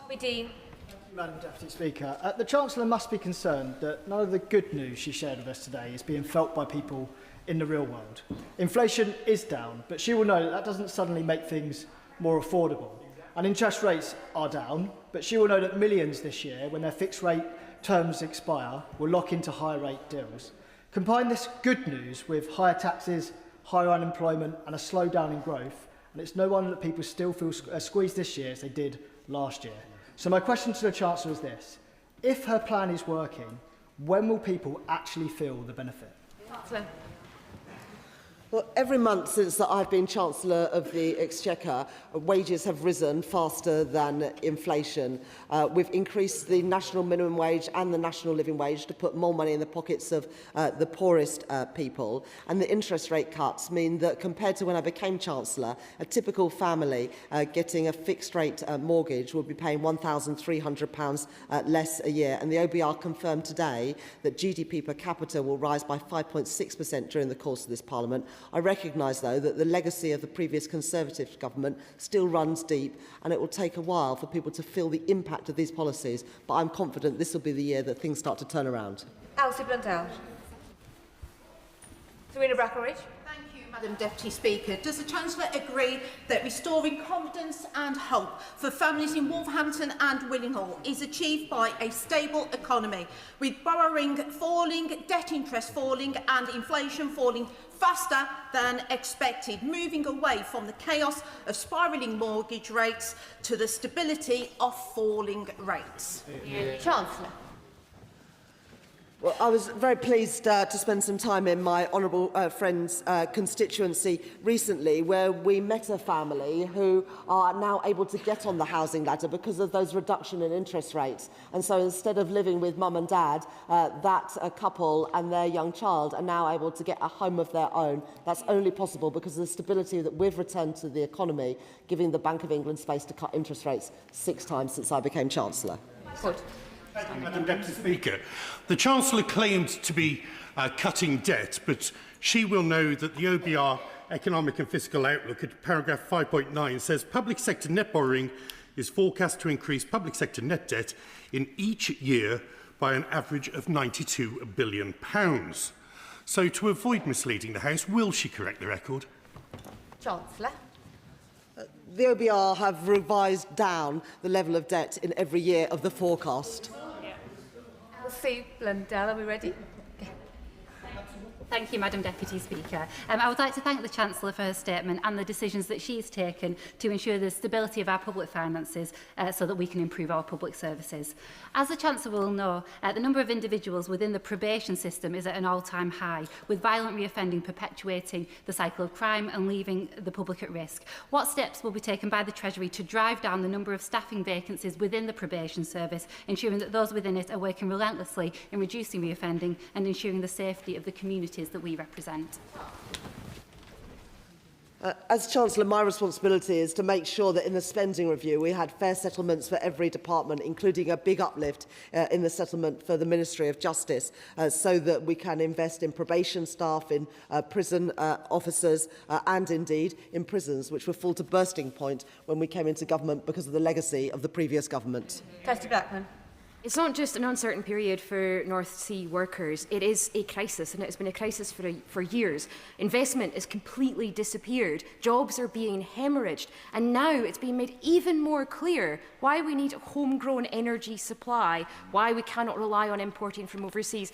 Will the Chancellor, as she meets North Sea leaders tomorrow, listen to their calls on the EPL, give confidence in the future of the industry, and ensure that my constituency and those across the UK don't continue to hemorrhage these jobs? I thank the Honourable Lady for that question, and I'm meeting the North Sea oil and gas sector tomorrow because of the huge volatility that we are seeing in oil and gas prices at the moment. Since the budget, the OBR forecast show a sharp fall in oil and gas prices, but of course we've seen some of that reversed in the last few days. That, if it continues, will put pressure on the bills that all of our constituents pay, and it is important that we get the right balance between taxing profits and also making sure that our constituents can pay to fill up their car and also pay their gas and electricity bills. Whereas, Madam Deputy Speaker, and I warmly welcome that the UK will now, thanks to these Labour choices, spend £3 billion less per year on debt interest by 2030. My constituents in South East Cornwall need to feel this in their daily lives. So will the Chancellor further outline how this unlocks the ability to tackle living standards rather than spending to service debt, and how this might support local infrastructure? We're currently spending £100 billion a year on interest payments on government debt. That's not reducing the government debt, it is just the interest on government debt, and that's £1 in every £10 of what government spends. I think there's better ways to spend that money, which is why I'm determined both to start bringing down the debt, but also, crucially, to reduce the interest payment on that debt. And the OBR confirmed today that next year we're going to spend £4 billion less on interest on government debt because of the decisions we've made to return stability and give confidence to investors. Jim Morrison. The statement began really well by outlining the desperate international situation and by praising our armed forces. But does the Chancellor agree that her remarks would have been all the more credible if she had announced that the dither and delay that has plagued defence spending over the past 18 months was brought to an end, and that she had set a date for the publication of the much-delayed defence investment plan? I think it's a little bit rich for the Conservatives to talk about dither and delay when it comes to defence spending. They had 14 years and defence spending fell as a share of GDP. We are increasing it, the biggest uplift in defence spending since the end of the Cold War, and that is the right decision in light of the challenges it faced. But frankly, if the Conservative government had made those choices sooner, we might not be in such a position today. John Grady. Thank you, Madam Deputy Speaker. I welcome the Chancellor's commitment to reducing government debt and the 95,000 children in Scotland being lifted out of poverty, and the revival of Glasgow's military shipyards, where we will build Labour boats, unlike SNP boats, which will work and have real windows. But would the Chancellor of the Exchequer agree with me that despite over £11 billion extra for the Scottish Government, it is an absolute disgrace that NHS waiting lists in Scotland are at a record level and standards in schools are falling? I thank my honourable friend for that question. 95,000 children in Scotland will be lifted out of poverty, and today we've been able to announce a further uplift in the budget available for the Scottish Government. I think we can only hope that it's a Labour government, not an SNP one, that has the chance to spend that money. Otherwise, I fear more increases in NHS waiting lists, worse results for kids at schools, because that is the SNP legacy. Lockhart. Madam Deputy Speaker, the Chancellor calls this the right plan, but for who? For farmers being taxed to death, waspy women who are still waiting for justice, for small businesses and hospitality firms barely surviving, for hard-working childminders who are set to lose their 10% tax allowance. With energy price rising excessively because of the escalating conflict involving Iran, families and businesses are already worrying about heating their home or filling their cars. They've heard absolutely no hope, nothing today. What they see is soaring public spend on housing and support for asylum seekers, unachievable and expensive net zero spend, while their own bills are rising. When will this government put hard-working British families first? Well, it was a Northern Ireland executive who came to us asking for additional money this year to fund their priorities, which we have given, and also in today's settlement an extra £380 million in day-to-day spending and £10 million in capital spending for the Northern Ireland government to invest. If the Honourable Lady doesn't want that money, I'm sure other parts of the country would. Catherine Atkinson. Thank you, Madam Deputy Speaker. Derby will be the home of Great British Railways, which, with rail continuing its journey back into public ownership, will be focused on serving passengers rather than profit. Under the previous government, rail fares rose by 60% between 2010 and 2024, and now, with Labour, they are frozen. Does the Chancellor agree with me that bold measures like this to tackle travel costs will help bring down the cost of living? I was really pleased in the budget last year to announce the plan for Derby alongside my honourable friend and her neighbouring MP in Derby, as well as the Mayor of the East Midlands. Derby will benefit from hosting Great British Rail in the way that we will all benefit from better train services under Great British Rail, and Rolls-Royce will benefit from higher defence spending and higher energy spending, including on small modular reactors, bringing more good jobs, paying decent wages to Derby. Thank you, Madam Deputy Speaker. Blairite policies told 50% of my generation to go to university. And looking back at the conversations, rarely did anyone ever talk about who would pay for these students to go to university, and then how the jobs market would then take on this amount of graduates. Now, it's clear that the student finance system doesn't work at the moment. And the goalposts keep shifting with government policies.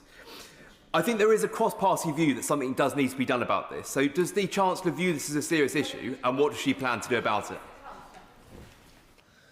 The view of the electorate just 18 months ago was that it was time to get rid of the Conservatives because of the broken system that they had left, whether it was student finances, the NHS, our prisons, our schools that were crumbling, and as a result, he's sitting on those benches, and I expect it will be for many years to come.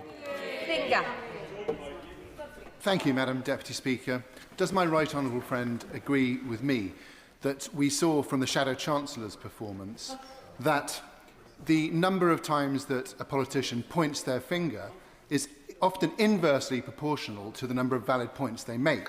And the valid points that really matter to my constituents in Rugby and the surrounding villages are that there have been 6 interest rate cuts under her chancellorship. Inflation is coming down.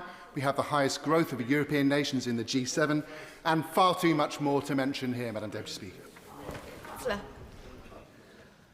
It was a real pleasure after the budget last year to join my honourable friend at a community centre in Rugby, where I was able to talk to his constituents about the benefits of the £150 cut in energy bills. But the conversation I remember most of all in my honourable friend's constituency was with a woman who had lost her husband just 6 months before. She had 4 children and would benefit because of the changes that we had made by getting rid of the 2-child limit. That's a conversation I won't forget, and it's the difference that we are making as a party in government. Ian Amos. Thank you, Madam Deputy Speaker. Monkton Elm Garden Centre, with its 400-cover restaurant employing 120 staff, have been hit by a £70,000 increase in their business rates this year as part of a £178,000 cost put on by the last budget. What they would like to know from the Chancellor is if the government won't accept the 5% cut in VAT that Liberal Democrats would fund from a tax on bank levies, by the way, not from cutting services, would the Chancellor nonetheless extend the 15% discount to pubs on their business rates to restaurants and give our local businesses the support they need and give everyone the boost they want to see in our economy? Thank you, Madam Deputy Speaker. As the honourable gentleman knows, we are currently conducting a review of how the Valuation Office calculates business rates, including for our hospitality sector. But the last time the Liberal Democrats were in office and they had a choice over VAT policy, they increased it from 17.5% to 20%. So I'm not really sure why the public should believe that this time there's somehow going to be different. Graham Downey. Deputy Speaker, and can I thank the Chancellor in her statement for acknowledging the incredible contribution of the workforce at Rosyth in the rollout of the Type 31 frigate just last week. And I also thank the Chancellor for the ongoing investment in energy infrastructure, particularly as we see increasing challenges in the Middle East coming towards energy bills. Can I ask her, as she has done up to now, to make sure that we keep an eye on that situation with energy bills and that we're making sure we're investing wherever possible for our future energy security, but also to help people in the short term where necessary? It was a real honour for me to be able to visit my honourable friend's constituency and see the Type 31 frigates being built there. This government is investing in defence and also investing in the skills of our young people so that they can get the jobs in these expanding sectors, unlike the SNP government in Scotland, who aren't investing in our young people. And as a result, too many defence companies are having to bring in labour from abroad because of the SNP's dislike of defence spending. Thank you, Madam Deputy Speaker. For all the Chancellor's words about forecasts, reality bites when the real unemployment figures are examined. 5.2% today, the highest point since the pandemic, and youth unemployment at a considerable high. So instead of relying on forecasts that are never, ever right, how many more people need to lose their job? And throughout this forecast. The BRC and OBR staff greatly appreciate Richard's leadership over his 5 years in office, and we hope that this forecast continues his commitment to rigour, objectivity and transparency.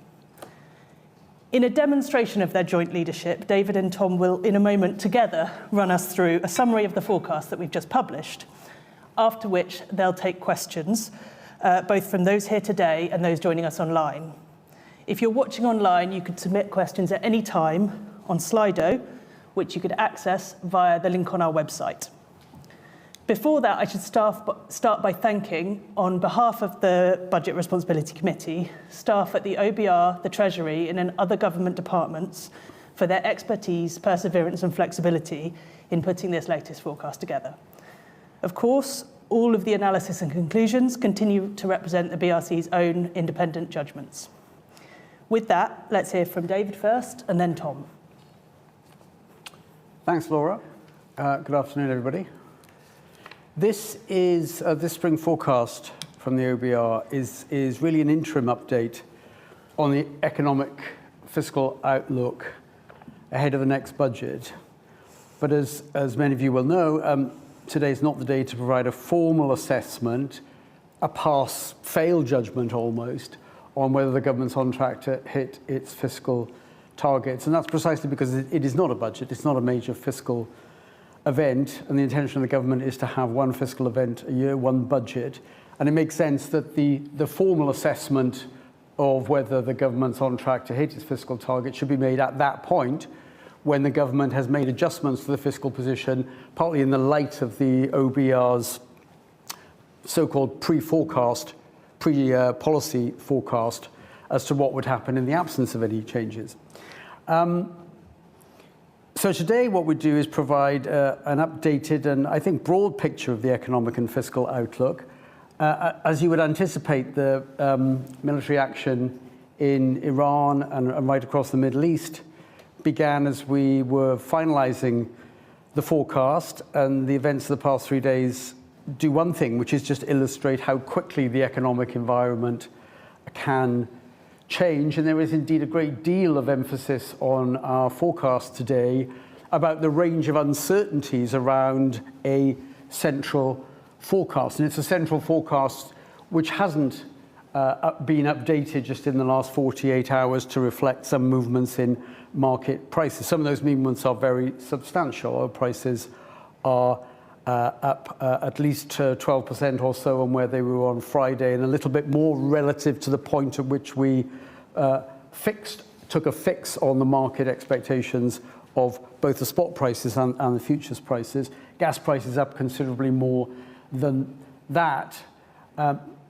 It's not right, though, I think, to assume that all the market developments over the last week or so have been in the direction of making the economic and fiscal outcomes more difficult. For example, stock prices, despite having fallen rather a lot in the last couple of days, are still rather above the point at which we took our estimate of market determinants a few weeks back.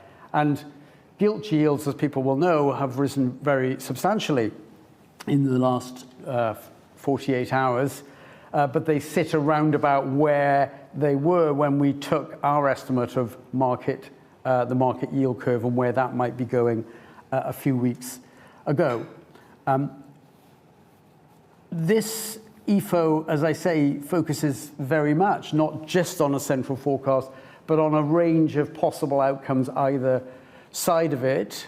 That range is large, and we give estimates in the book on the probabilities that economic and fiscal aggregates fall within ranges either side of the central forecast. One thing that hasn't changed very much in the last few days, and indeed in the last several months, is that this is a forecast made, and this is a government that faces a situation which is very challenging fiscally. The chart on the right illustrates just how much in the UK the stock of debt relative to GDP has increased, a reflection, of course, of what's in the left-hand chart there, which is the scale of borrowing. Governments for many years now have been borrowing around about 5% of GDP a year, despite plans at many past fiscal events to try and bring that down. There's been a series of shocks and ongoing low productivity, which has made it very difficult to bring borrowing down. And successive governments have set out medium-term plans to reduce borrowing, which have subsequently often been pushed back due to the impact, as I say, both of shocks and ongoing extremely low rates of growth of productivity, at least by historic standards. At the same time as borrowing has been high and the stock of debt has moved to unusually high levels, the tax take out of GDP, as this chart illustrates, has been on a rising trajectory for several years. Indeed, looks set to reach a level which is amongst the highest, probably is the highest, since the end of the Second World War. And I would say that both what's happened to the tax take, which is a determined effort to control the growth of debt, and what has happened to the scale of borrowing and the size of fiscal deficits really are symptoms of, more than anything, one underlying cause, which has been a very slow growth in productivity, which really goes back at least to the financial crisis of, what now, 17, almost 18 years ago. So much for where we are now and where we have been. Let me turn to our latest forecast. And I think the central forecast really hasn't moved very dramatically from where we were in November, where we assumed that productivity growth would run at around about a level of 1% a year. That was a central forecast, considerable uncertainty about it, something I'll come back to in just a moment. There has been a slight change in our assumption about labour supply, largely driven by what was really a substantial change in the Office for National Statistics assessment of the scale of net immigration, and more specifically a change in their measure of net emigration by British nationals, which is now estimated to have been very large relative to the previous forecast, something like 85 to 90,000 a year, more people leaving the UK net than the ONS had thought. We've taken that on board and assumed that that higher level of net emigration of British nationals runs at a level which is actually pretty close to the average over a longer period now, and reduces the scale of net immigration by around about 60,000 a year, which has knock-on impacts on the size of the labour force in the UK, and has a marginal but not entirely trivial impact on the rate of growth of aggregate GDP, but virtually no effect on the rate of growth of GDP per capita, which is a measure of living standards and more relevant in many ways as a measure of economic health than is simply the rate of growth of aggregate GDP without any adjustment for changes in population size. Growth at the end of last year was disappointingly weak, and for the first few months of this year doesn't seem to have picked up very strongly. And so on the back of that, something which we judge to be a temporary cyclical slowdown more than a structural event that shows that growth is going to be significantly weaker than we thought back in November. But on the back of that, it does mean that our projection for the most likely rate of growth for the economy this year is a bit lower than it was in November, having been reduced to about 1.1%. But because that is judged to be a cyclical short-run event which increases the amount of slack in the economy, as that slack gets used up gradually over the next 4 years, it actually means that growth from this point forward is a little bit higher than we thought in November, to take the level of GDP pretty close to where we thought it would be a few months back. I think what will happen to inflation is particularly uncertain in the light of what's happened in the last few days. As I mentioned earlier, and as we all know, very large increases, particularly in gas prices and also in oil prices. Our central expectation had been that inflation would fall back toward the Bank of England's 2% target during the course of this year and be about at that level at the end of the year. There must be more uncertainty about that right now, although I would note that if one is thinking about the inflation impact of what's happening to oil and gas prices, I think it's more relevant to look at futures prices than spot prices, and the futures prices of both oil and gas have not spiked up anything like the same extent as the immediate trade prices or spot prices, which suggests that one might exaggerate the inflationary impact if one just looks at spot prices of oil and gas. That's all really I wanted to say as an overview of the central forecast, and Tom will focus much more on the fiscal outlook than I have in just a moment. Perhaps I might finally just emphasise one thing, which is just how much actually, can we go back, Laura, if you don't mind? Can we go back to that? Just how much of the extremely challenging fiscal position that the UK is in reflects low growth in recent history. And if you look at the chart on the right, it's just where you might have anticipated the level of GDP in the UK to have been over the last several years. If you take where the level of GDP was on the eve of the financial crisis, early 2008, and assume that GDP had followed the trend line that it had been on for much of the previous several decades, we would have followed the dotted line. The solid line is the path that GDP has actually followed, including our forecast, our central forecast at the end of it. Right now, the level of GDP per person in the UK is around about 30% below where it would have been had there not been a profoundly different trajectory for productivity in the period since the financial crisis. It is not surprising on the back of that the fiscal situation in the UK remains very challenging. What happens next is difficult to forecast.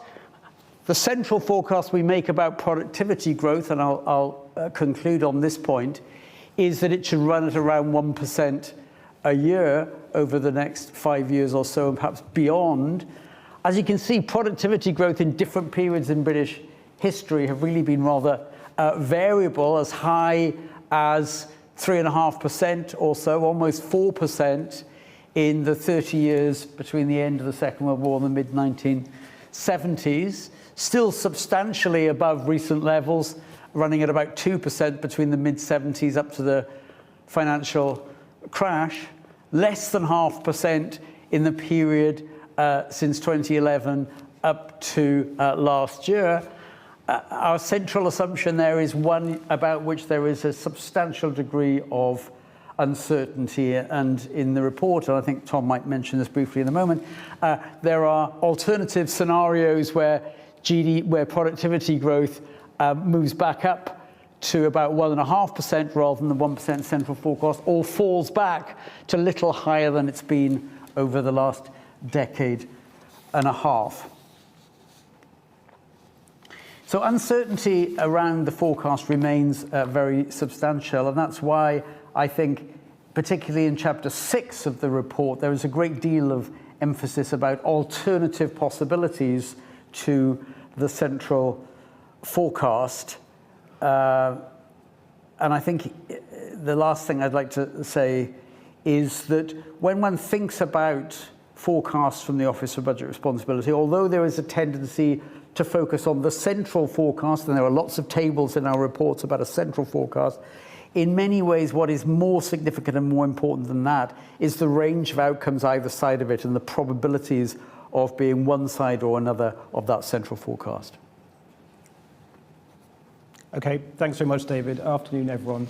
So I'm going to briefly describe the updated central fiscal forecast, and then I'm going to say a bit more about the risks and uncertainties that David has highlighted around the central forecast. So this slide shows the changes in the borrowing forecast since November, and overall the fiscal outlook is actually very similar to the forecast we produced in November. So the forecast for receipts is slightly stronger than November. That is mainly due to the fact that we've had stronger than expected equity price growth since November, and that boosts capital and stamp taxes, and that reduces borrowing compared to November by around 13 billion by 2030, which is shown in the blue bars. Changes to the spending forecast have been very small compared to November. Borrowing is lower by just 2 billion, spending is lower by just 2 billion in 2030. That's shown in yellow. And then the policies that the government has announced since the budget last November add around 4 billion a year to borrowing from next year. That's shown in green, and that is mainly support for local authorities next year, and then additional funding for special educational needs from 2028-29 onwards. And so all of that means that overall borrowing in 2030 is projected around 8 billion lower than forecast in November, and that is a very small change in the context of the uncertainties around the central forecast that David has talked about. And that means that the path for borrowing as a share of GDP looks very similar to November. It is projected to fall from 4.3% of GDP this year to 1.6% in 2030-31. And the fan chart shows the probability distribution of possible outcomes around that central forecast, reflecting the wide range of risks and uncertainties that David has talked about. That forecast decline in borrowing over the next 5 years is primarily driven by a forecast increase in the tax as a share of GDP. Again, very similar shape to November. So that is forecast to increase to just over 38% of GDP in 2030, which would be a historic high for the UK and is about 6 percentage points above the pre-COVID level. And then by contrast, spending, as you can see, is broadly flat, or projected to be broadly flat over the forecast period. That's around 45% of GDP, and that's around 5 percentage points above where it was pre-COVID.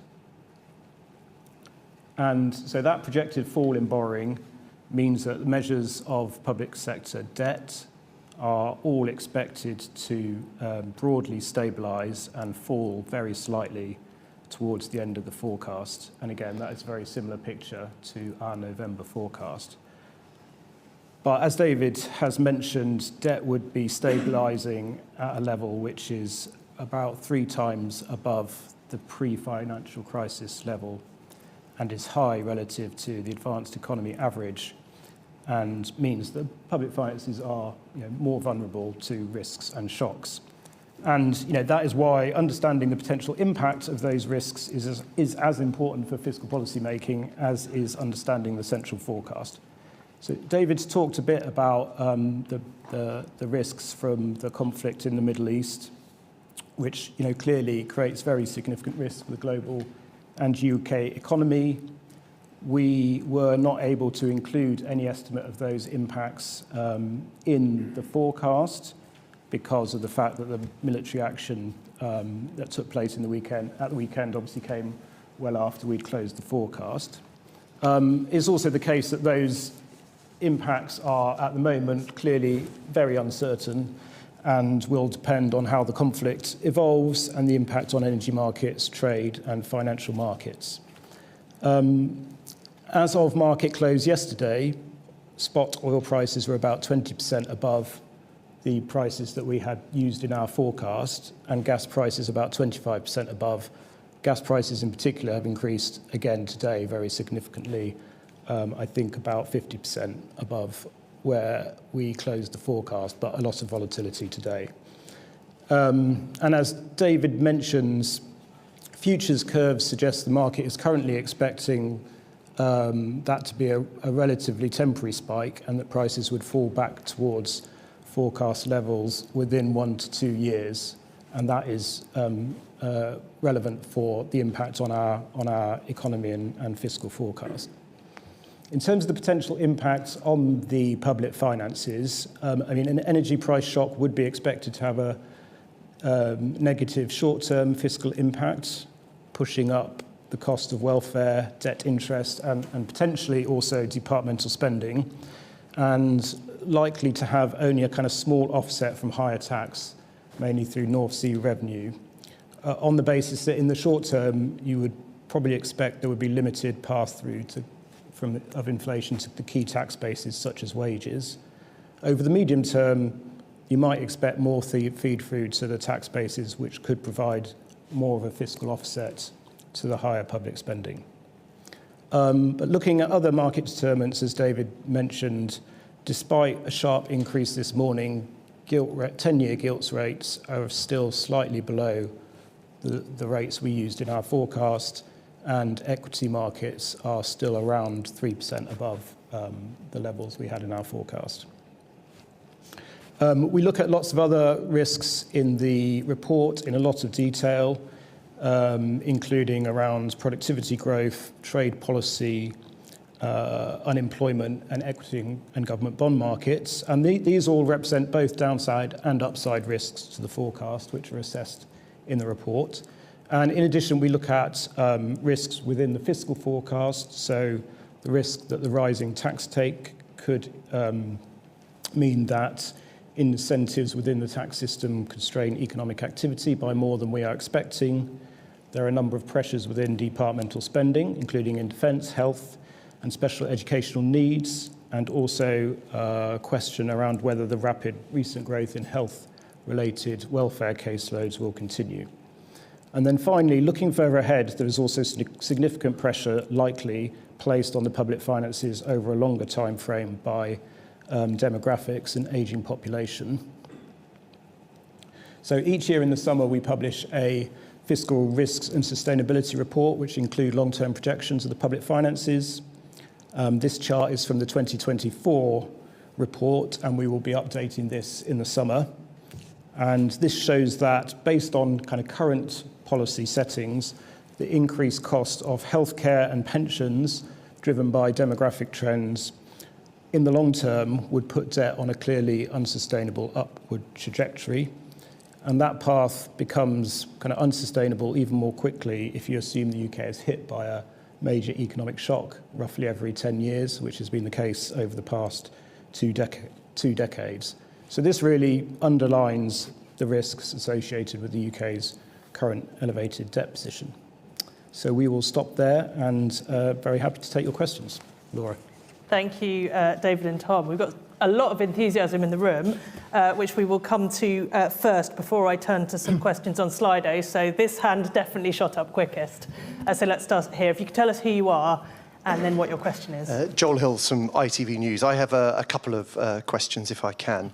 The first, David, I think probably is for you. As you point out, energy prices are materially above your forecast assumptions. If they stay here, at what stage, when do they start to have a material impact on growth and living standards here? And Tom, I have a question for you as well, please. A week ago, two previous chairs of the OBR bemoaned in front of MPs the fact that no government had ever managed to stick to its fiscal rules. It's always, routinely, they had overspent.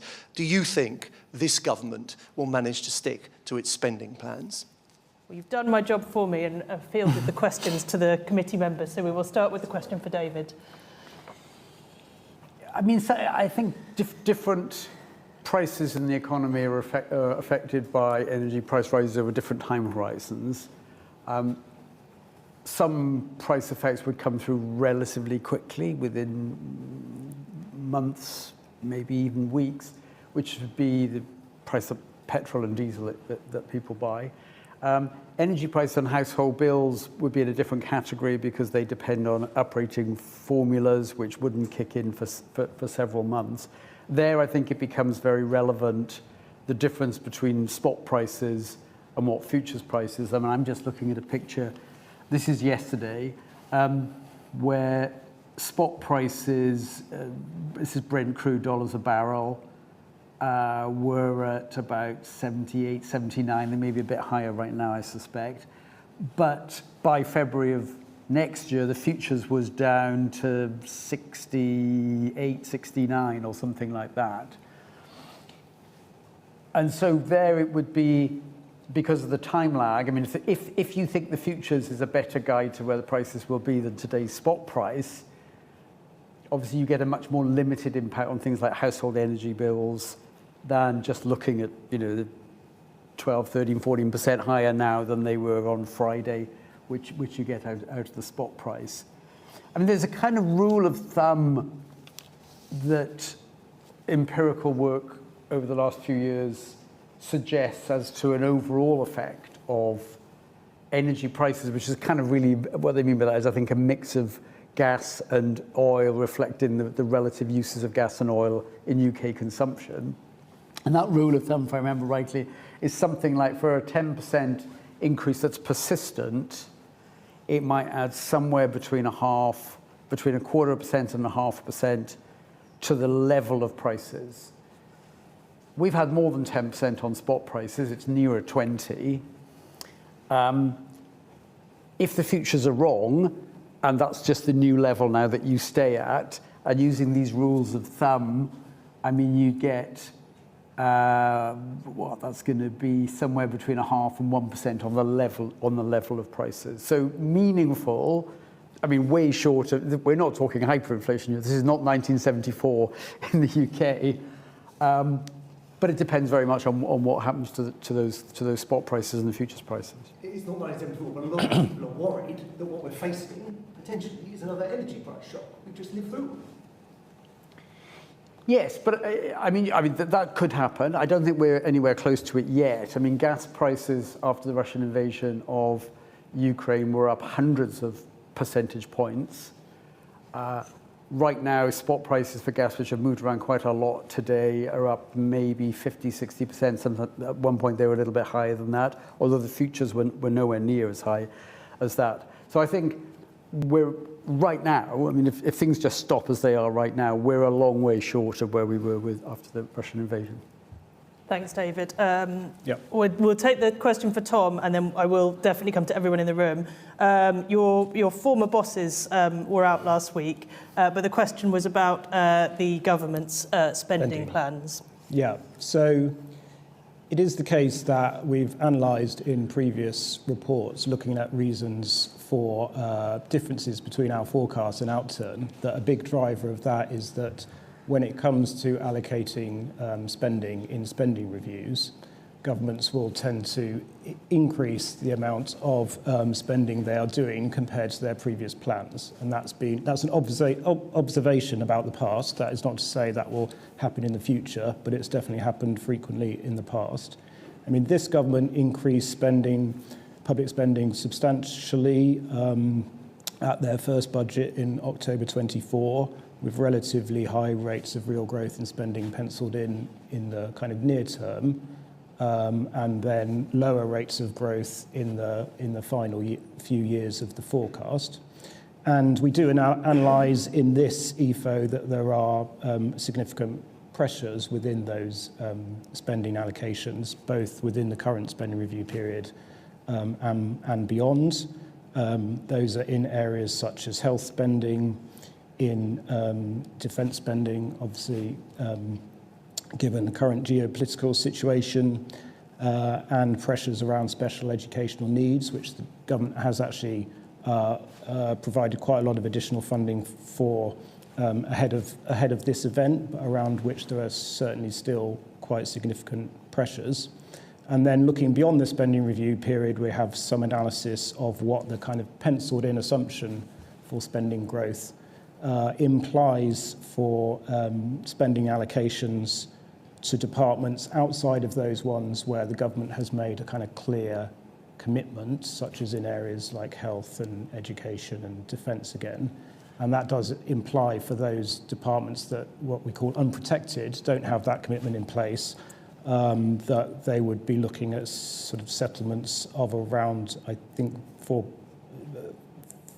cuts of 4.4% in real growth, so a pretty tight outlook for public spending.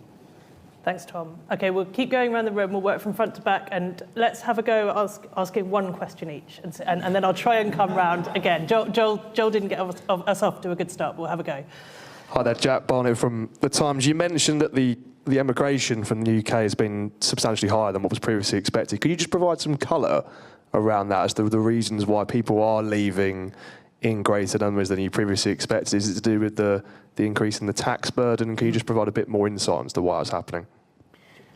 Yeah, it's a good question. I think what's actually happened is this, that the Office for National Statistics, after COVID, when it no doubt became more difficult to measure these things as much else, had come up with estimates that net emigration of British nationals, which had been running at, from memory, 80 to 90,000 a year consistently for many years, actually went to close to zero. And that's been their more recent estimates.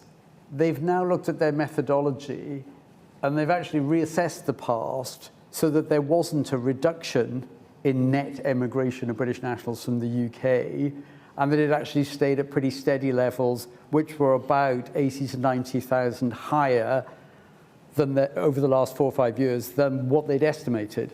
So actually what's happened is that they've reverted to a pattern which now makes the last 4 or 5 years look very similar to the previous 10. It seemed easy for us then to say, well, what do we do for the next 5 years? Well, since they've now got a sort of flattish line about the level of net emigration of Brits, let's assume that that's where we go from the future. And that's driven the 60,000 less net immigration into the UK for the rest of our forecast horizon. So I don't think it's quite a case of they've suddenly discovered that there's very many more people leaving the UK than was the case on average over the last 10, 15 years. It's rather that they've reversed an assumption that they had made, that there was a reduction in net emigration. Sorry, I'm making a song and dance about that. So in a sense, I think that the question, why has that happened, sort of in a way goes away, because nothing unusual looks as if it has happened now in the last few years. Thank you. Let's go to these two gentlemen, and then we'll get to this side of the room. So David Robinson first. Thank you, David Robinson, Market News. If I can buck the trend by asking an upside risk question, and that is your earnings forecast. The Bank of England has latest assessment 3.25 as inflation compatible, target compatible earnings. You have gone again for next year for 2.25. You have a fair number of MPC members worried about it being sticky at high levels. Why are you so pessimistic, and is that something that's going to be up for review in the autumn? David, why are you so pessimistic? I'm not a pessimist, I think, on the whole. I think it's partly a reflection of an inflation forecast, which is inflation coming back down toward the target level, and it's been, as you know, David, materially above it for much of the last few years. Now, of course, that could get blown off course by what we've just been talking about and the energy situation there. That's very unclear at the moment. So it's partly that. I mean, it's also a reflection of what is pretty clearly a cooling labour market. One thing I didn't mention before was that the forecast now is for unemployment to be meaningfully higher than we thought back in November. I think last year we thought unemployment would stay just a bit south of 5%. Now it looks like it's heading toward 5.25%, maybe 5.5%, pretty quickly. And hiring has dropped off very materially in the private sector in the UK. So it's that combination really of a central forecast where inflation does keep gradually coming down, and a weakening labour market and more slack. Now that slack goes away as you look further ahead in our forecast, but explaining the relatively low level of wage settlements, 2.25% or so next year, is really a reflection of those two things. Tom, you just want to add something? I just was going to add that, I mean, I think you're very right to highlight this judgment because it is really important in terms of the fiscal forecast. Nominal earnings are a really big driver of the receipts outlook. I mean, that is showed by the fact that in our previous forecast at the autumn budget, despite the fact that we revised down productivity, the forecast had actually improved because we had a stronger earnings forecast. And we have some scenarios in the report this time which illustrate the sensitivity of the forecast to earnings. We also have some scenarios looking at potential different paths for unemployment over the next 5 years. And an interesting result from those scenarios is that what matters for the fiscal position is not the impact so much on the welfare bill, as you might expect, but actually the impact on the earnings forecast. Thanks very much. This gentleman here next. Harrison Moore, Market News. A somewhat similar question on your scenarios on productivity growth. You say on page 13 of the report that productivity growth resulting from AI could see borrowing 50 billion lower by 2030-31, but you also have a technological displacement scenario where rising productivity leads to substitution of human labour and therefore lower tax receipts, and so borrowing 9 billion higher. So does AI at the moment pose risks both to the upside and downside, and what data will you be looking at to see on which side we may be coming out? I think there's two aspects of AI which I think are very uncertain. The first is just what does it do to productivity? And last year, or the current Nobel Prize winner, or one of the current Nobel Prize winners in economics takes a particular view on that. The person that won the Nobel Prize 2 years earlier than that, and they are probably the two people in the world who've done most research on the impact of AI, is in a completely different place. So who am I to know what the answer is? Darren Acemoglu, who won the Nobel Prize a couple of years ago, thinks that actually the impact of AI on productivity over the next 10 years is next to nothing. I mean, it's just extremely small. Cumulatively over 10 years, a small fraction of 1%. Philip Aghion is one of the current winners of the Nobel Prize this year, thinks it's about 10 times bigger than that.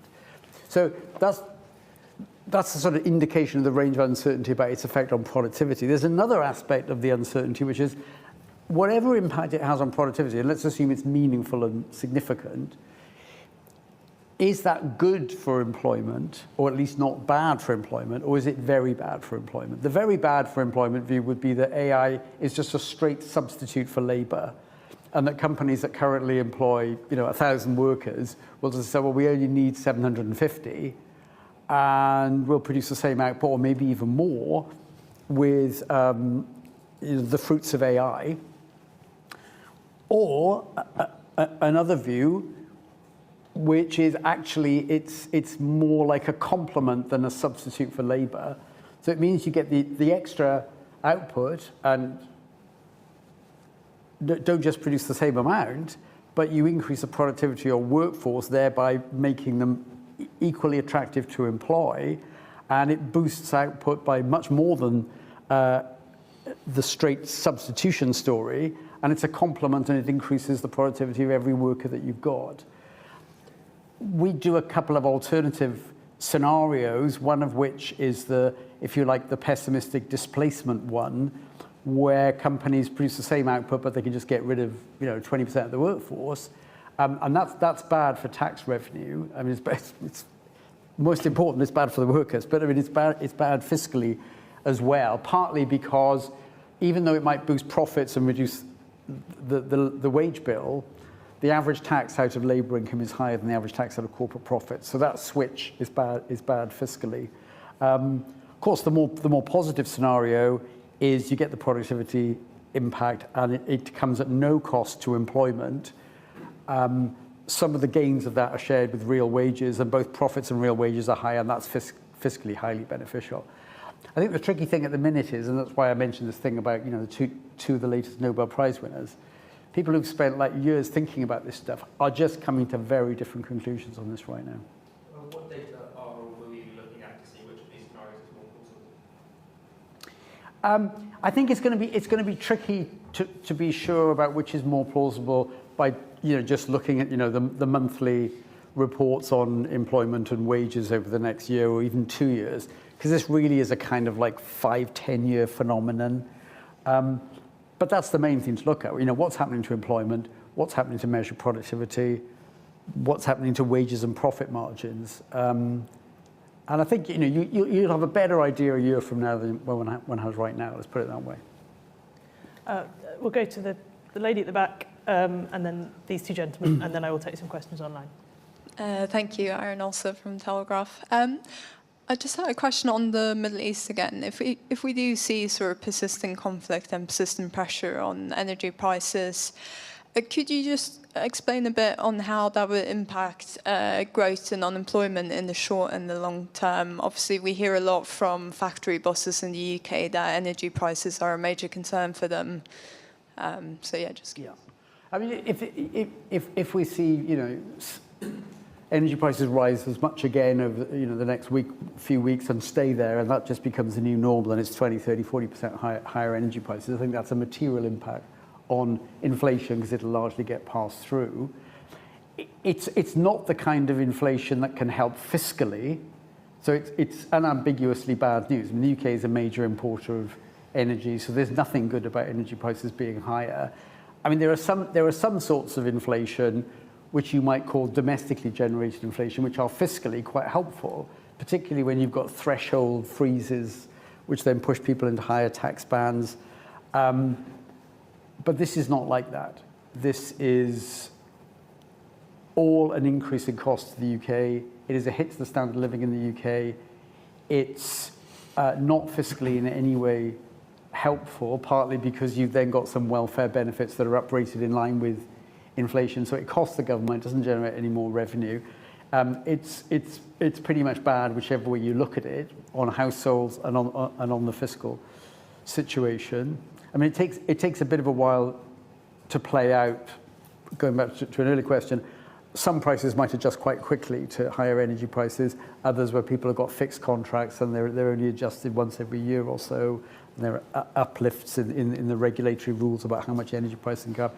So it's something that will play out gradually over the rest of this year and into next year. But energy-driven higher inflation is unambiguously bad for everybody in the UK. Quick follow-up then. Sorry, yeah, and could you just say specifically what that would mean for growth and unemployment? So bad for inflation. Yeah, sure. Yeah. Well, it's also an increase in the cost of production, because pretty much every firm has to use energy. Some companies, of course, are extremely energy intensive, where the energy bill is a really substantial part of costs. But there's no company that employs anybody that isn't affected by this. And that's a squeeze on profitability, unless you can pass it through in higher prices. But then the question is, do you get pushback from your labour force? Probably there's some sharing of a burden. When there's an increased input price that comes from outside the country, everybody's going to have to take some pain somewhere. Part of it will show up in lower real wages. Part of it will show up in lower profitability. To the extent that there's very strong pushback in the labour market from any reduction in real wages, then the burden will fall more on reducing the levels of employment, because labour's gone up relative to the profitability of employing people. So it feeds through to real things, and not real things like employment and GDP, as well as the price level. Excellent. This gentleman here. Thank you. Tom Knowles of The Guardian. You've sort of touched upon this, but there's been quite a chunky upward revision to unemployment to 5.3% in 2026, and then revised up every year until 2029. Can you explain what's driving that? What's changed since November? And are young people going to be bearing the brunt of that rise in unemployment? Yeah. I mean, I think what's changed is that the data's just turned out to just get weaker in a way that we hadn't anticipated back in November. So we're just sort of marking it to market, in a sense, about what's happened in the last few months. And it's not just the actual data on unemployment and employment. It's also surveys of what it looks like companies are doing. And most of it has come about as a result of companies cutting back on new hires rather than laying lots of people off. And we haven't gone into a mass redundancy phase in the UK, thankfully. Because it's significantly on new hires, you'd expect it then to have a disproportionate impact on people joining the labour force and trying to find jobs for the first time. And that does seem to be happening. There's worrying numbers on youth unemployment in particular, where you're seeing not only the impacts of wages have been running a bit ahead of inflation and probably a bit ahead of productivity, which is why there's been a bit of an increase in the real cost of employing people. And on top of that, you've got things like minimum wage uplift as well. And we think that's got a little ways further to run. Nonetheless, further down the road, as you rightly point out, I mean, it's a forecast, a central forecast at least, in which unemployment does actually gradually then get back to the levels we think of a kind of long-run neutral for the UK, which is somewhere a bit north of 4%, and not the 5.5 or so you get, 5.3 you get to. Have you seen anything about governments, equalising national minimum wage or national insurance contributions affecting that too? Well, to the extent that I think disproportionately increases the cost of employing very young people, you would naturally enough. I mean, it doesn't take an complex economic model to work out that's where you'd expect to see the unemployment showing up more, and that does seem to be the case. Thank you. And we'll take a question here, and then I will go to slide 8. Thank you very much. Will Hazel from the iPaper. David, you talked about the fiscal situation remaining very challenging, about that increase in fiscal headroom being very marginal. It sounds like there's no great bonanza in this forecast for the Chancellor if she were to look in the next few months, or want to look in the next few months at new spending commitments, perhaps changes to the student loan system, higher defence spending, or even greater cost of living support if these inflationary pressures continue.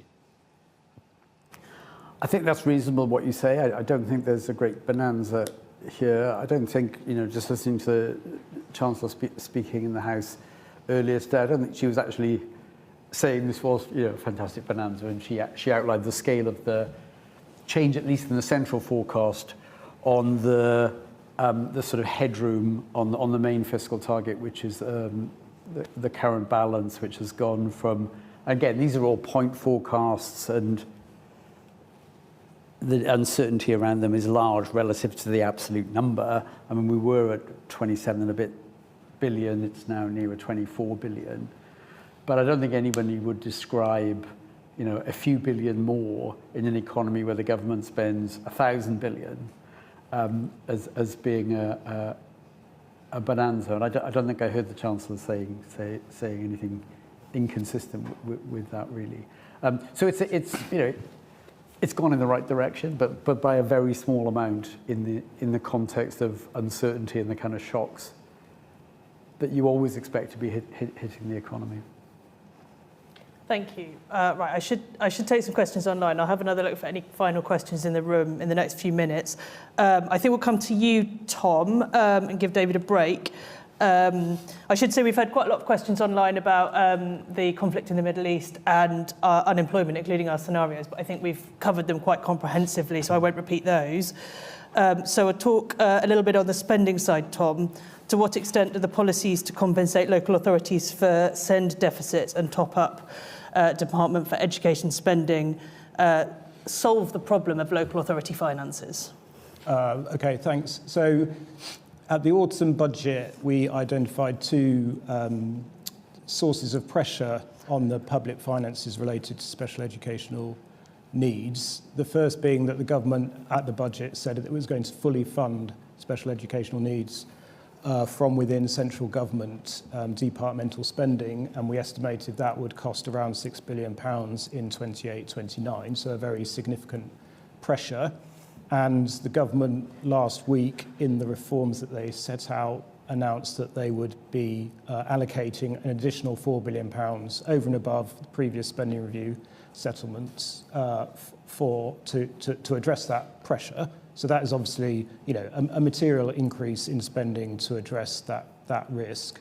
They've also said that they will allocate additional funding from within the Department for Education's budget that was previously unallocated to also pay for some areas of send policy.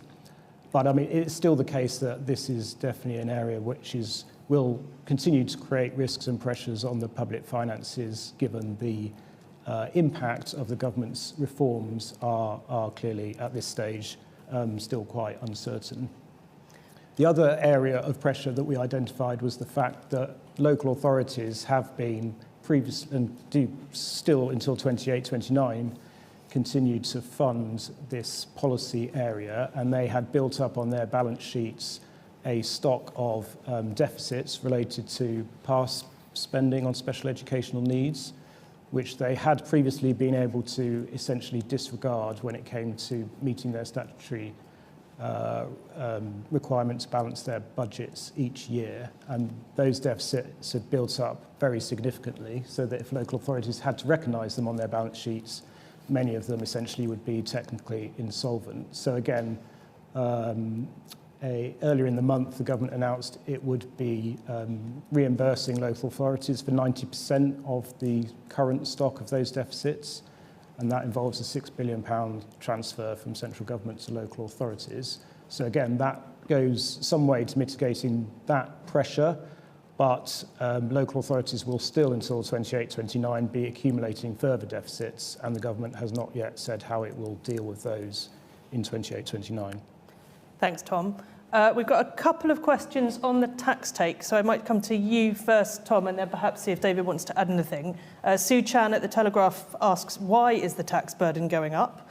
And John Paul Ford Rojas asks, can you explain a bit more about your warning in the EFO that a higher tax take can distort or constrain economic activity? How might that manifest itself, and what would the implications be? Tom, do you want to go? Shall I take the first half of it, and David can do the second? So on why is the tax burden going up?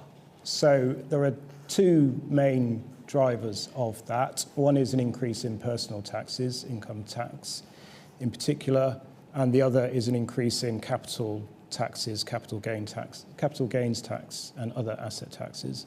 The first, the increase in personal taxes, is very much driven by the policy of freezing personal tax thresholds, which, combined with relatively strong nominal earnings, pushes up tax as a share of GDP pretty significantly in the forecast. So I think that accounts for around 2/3 of the increase.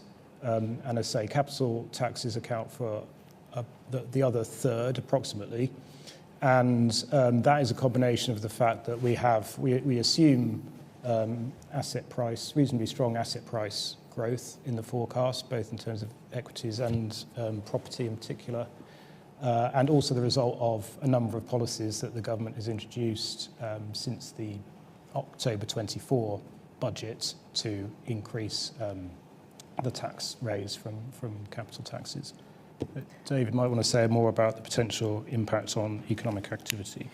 Yeah, well, in a sense, why it's happening is that it's taking most of the burden of trying to bring the amount of borrowing down from about 5% of GDP to 1% or so of GDP. And something's got to give there. Either you, in the absence of hugely higher rates of growth in GDP, some combination of spending being controlled relative to GDP or taxes going up relative to GDP is needed to close some of that gap. And much of it has been done through a trajectory of higher tax take out of GDP. And it's very difficult, I think, to increase the tax take out of GDP without having some negative effects on incentives somewhere in the system. The incentives to work, if it's largely falling on employment income.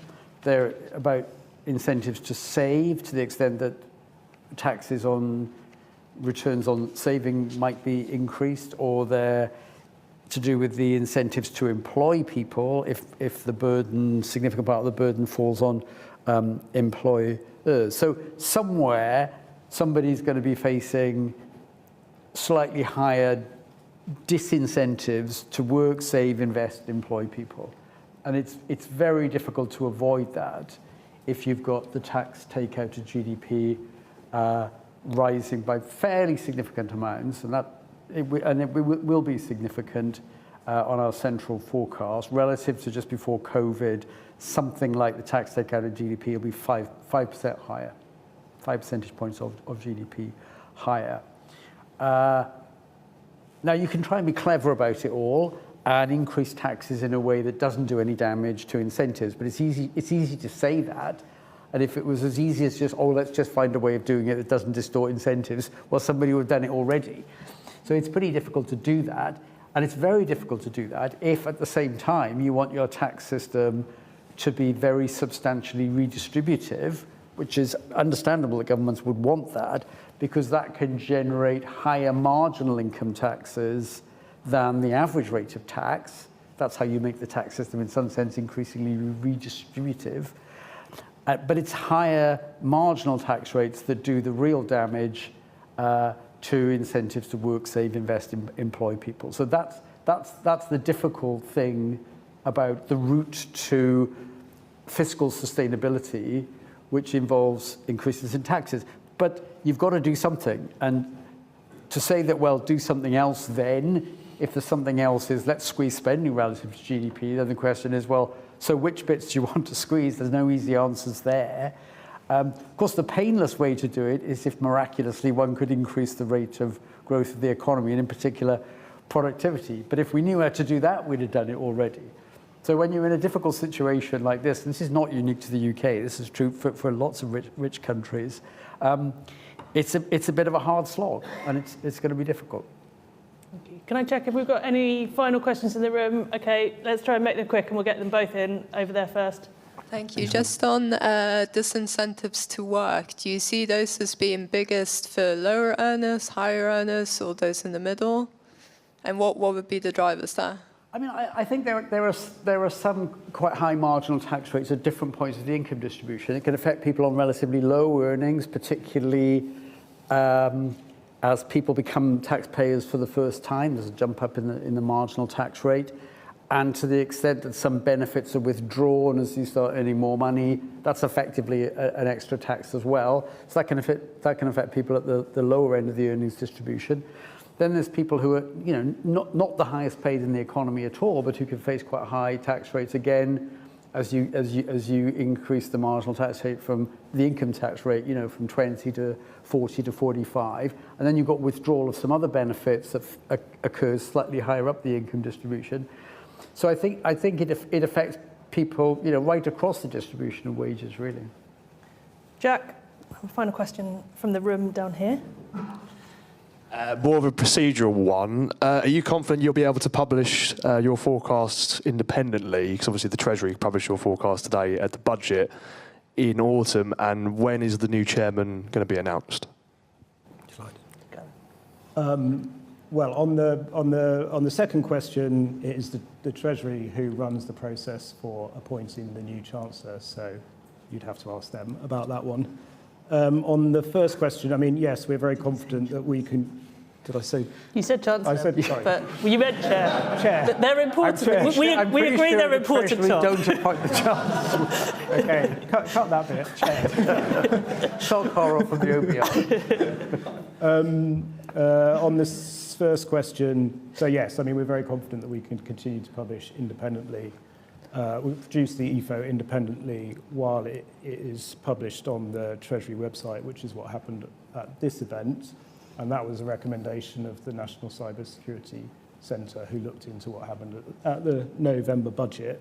We produced the report in exactly the same way that we do normally, independently, and it was essentially transferred once it was complete to the Treasury to upload it on their website. In the future, we are still considering exactly what approach we'll use, but it is likely that we will publish on gov.uk, but on our own kind of site within gov.uk rather than on the Treasury's site. Great. Well, that is probably a good point to end. Thank you so much to many of you for coming today, and thanks for the questions online, some of which we didn't get to, for which I apologise. We are always happy to follow up afterwards if you have questions or require further information about the forecast we've published today. I will wrap up by saying that we look forward to seeing you at our next event, which will be following the publication of our Fiscal Risks and Sustainability report in the summer.